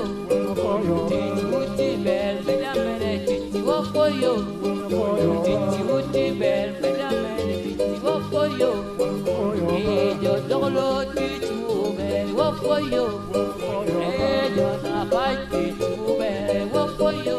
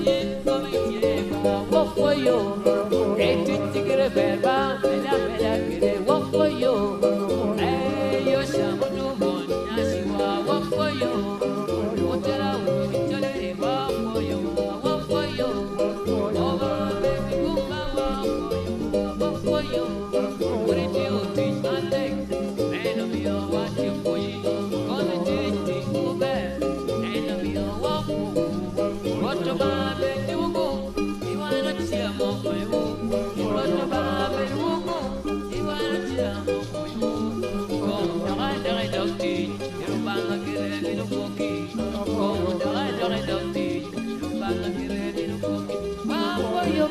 wafoyo, wafoyo, wafoyo, wafoyo, otinda gatale wafoyo, wafoyo, otinje kongwana wafoyo, wafoyo, otinje mekangwana wafoyo, wafoyo, lolo wana wafoyo, wafoyo, redio otinje kagame kuju wafoyo, nyama mege umenye kwa chingwa wafiru enti chunoko enti kirabiro kunyewa ito waya mbenyo tili kwatu somo enti kumbe ya wana jolo kukemara bishopwa lumba mana koyo jodo tana bino ya chuma joli enti kumbe ya wana jolo bisane ya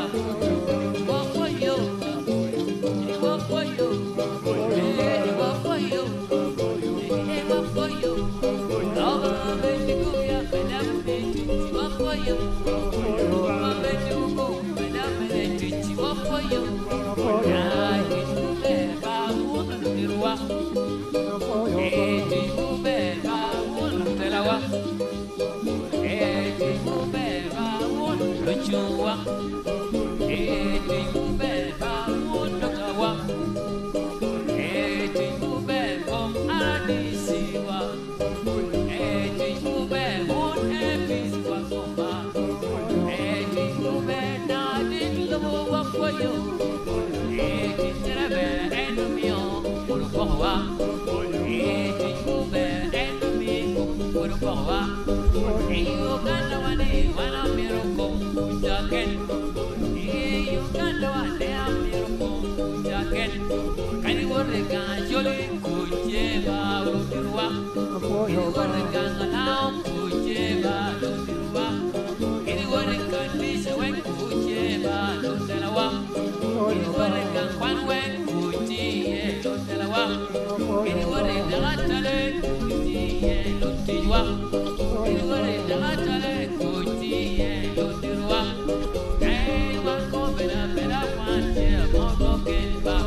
One better teach you, one will tell I want to come in. One better teach you, one will tell I come in. Teacher to go, don't go. You back, come, baby, you don't feel to go.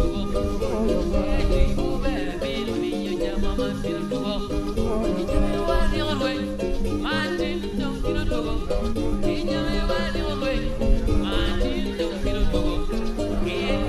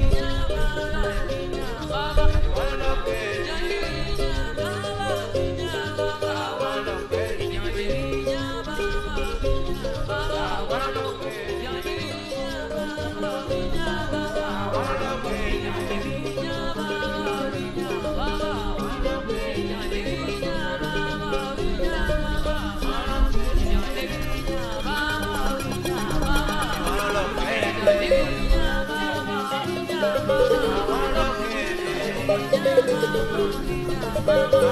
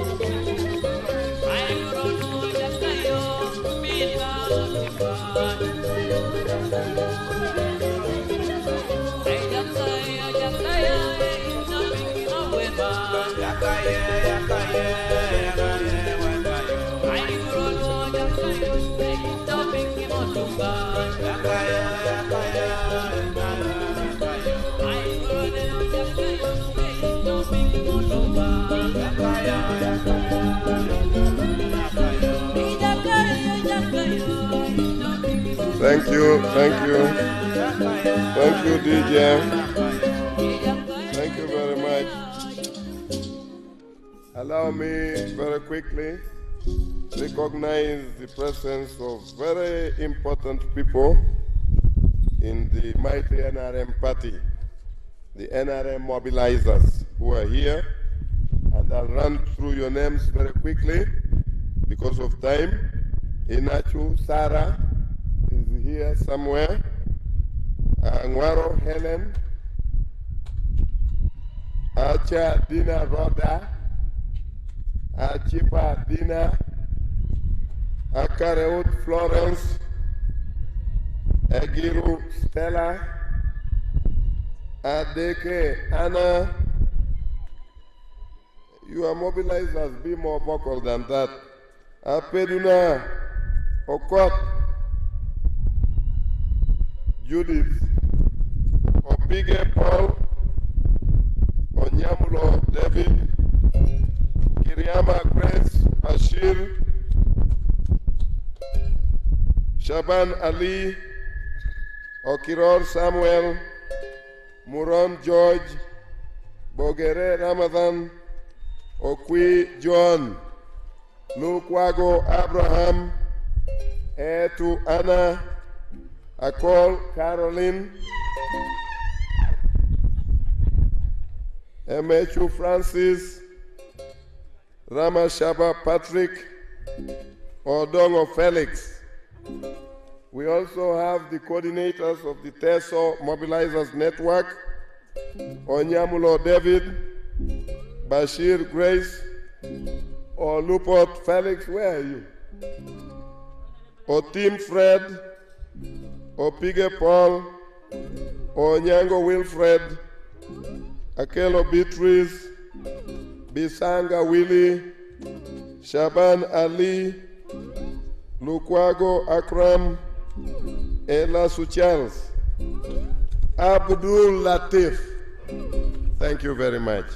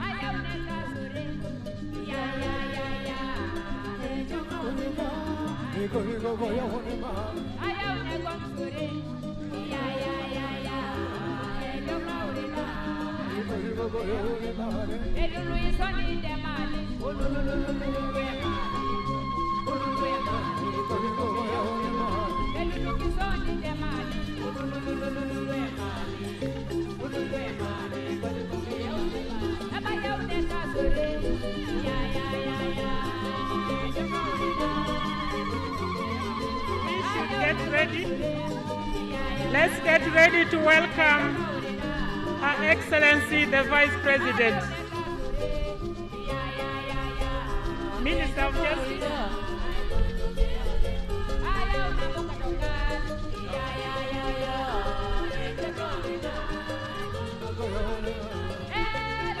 We are receiving Her Excellency the Vice President.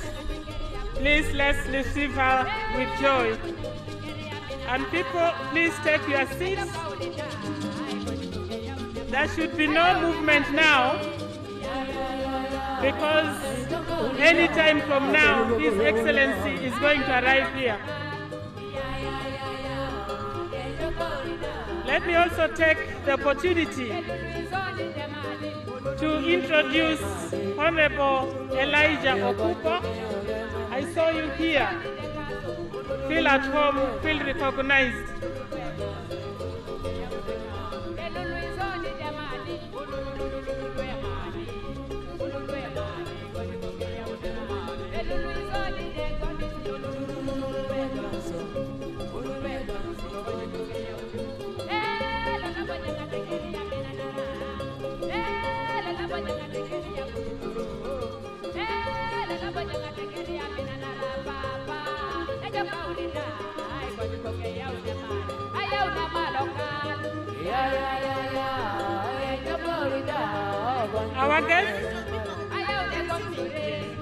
Our guests, please, Right Honorable Speaker, the Minister of Constitutional Affairs, Her Excellency the VP and His Excellency the President is on the way.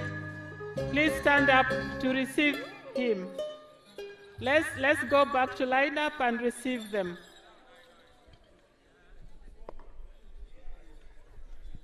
Right Honorable Speaker of Parliament, Minister of Justice, Constitutional Affairs, Attorney General, Honorable Mike Mukula, Honorable Peter Ongalo, please step out to receive His Excellency the President. And when he comes, the prisons band, get ready for our anthems. And the religious leaders will get ready for the prayers.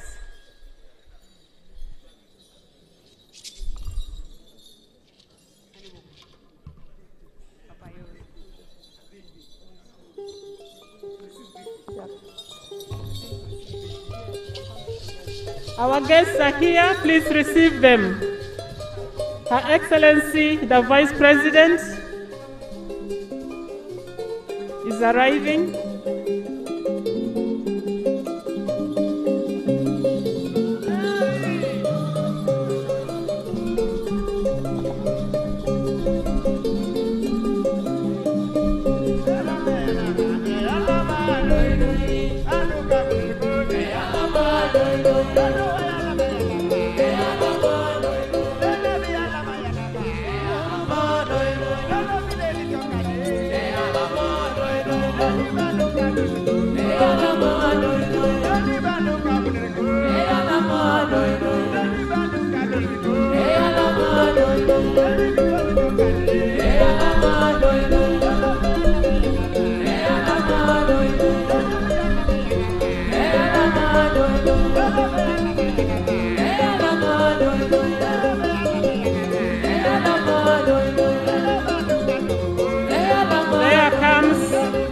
Her Excellency the Vice President of the Republic of Uganda.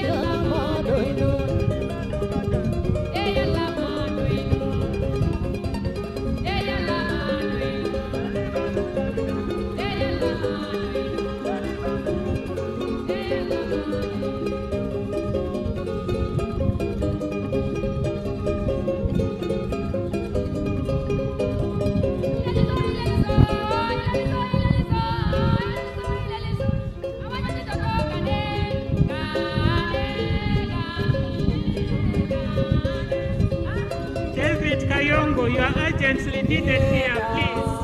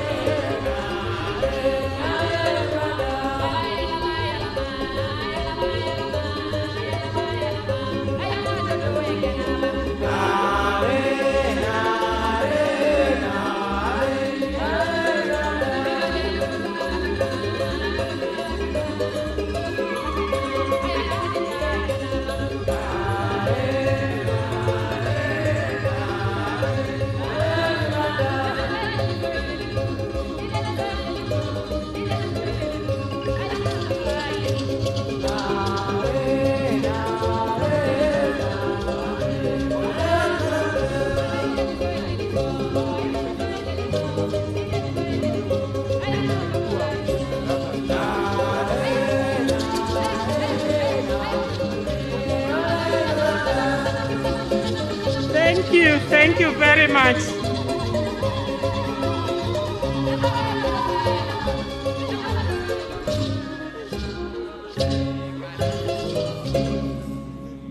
Thank you very much for the welcome piece.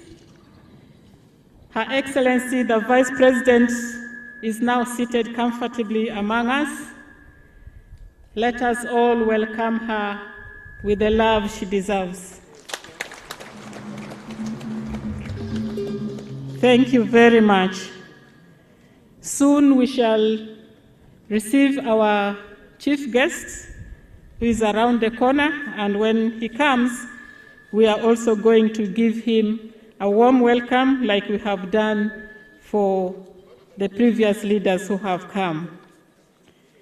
Earlier on, we introduced ministers, but some ministers were caught up in the occasion which was earlier before this. I would now like to take this opportunity to recognize them as well. I saw Honorable Echweru arrive here. Minister of State for Works. I saw Honorable Dennis Obua arrive, Minister of State for Education. I saw Honorable Peter Ogwang, Minister of State in charge of Economic Affairs. I also saw Honorable Osakai Opolot arrive.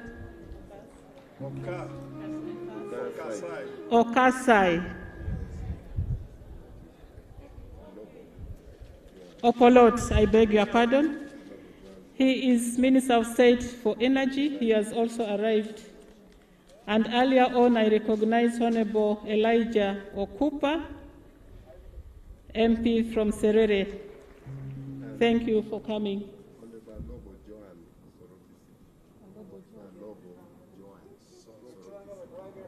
Honorable Alobo Joan is also here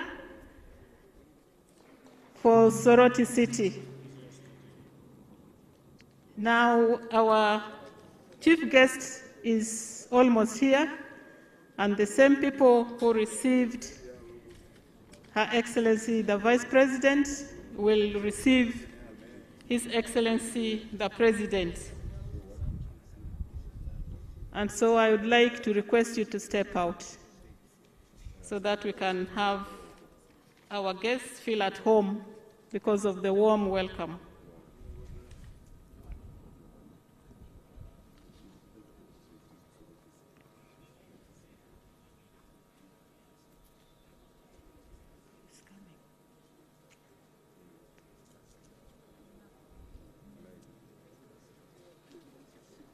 Our chief guest will be received by the Vice President, the Right Honorable Speaker, the Minister of Justice and Constitutional Affairs, the Minister of Teso Affairs, the Attorney General, and Honorable Mike Mukula.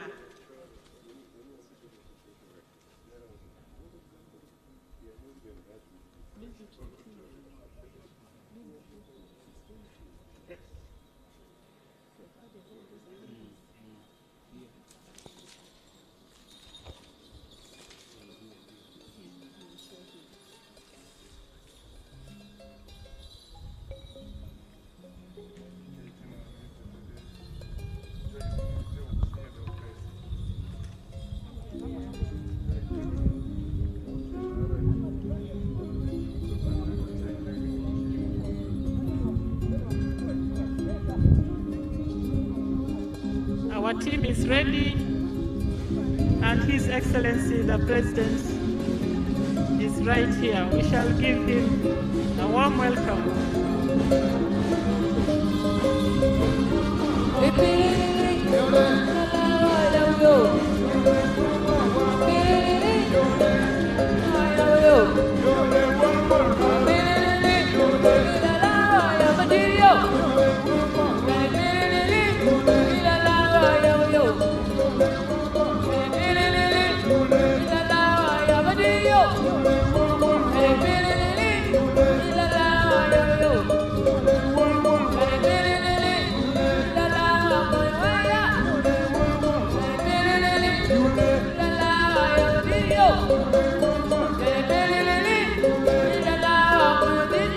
His Excellency the President is here.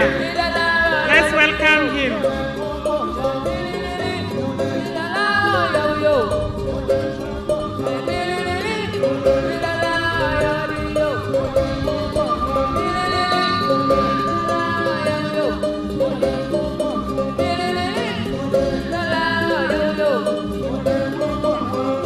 Thank you very much, Your Excellency, for coming. We have been waiting for you for this day, and our God has made it so to happen today. And let's prepare to take our anthems.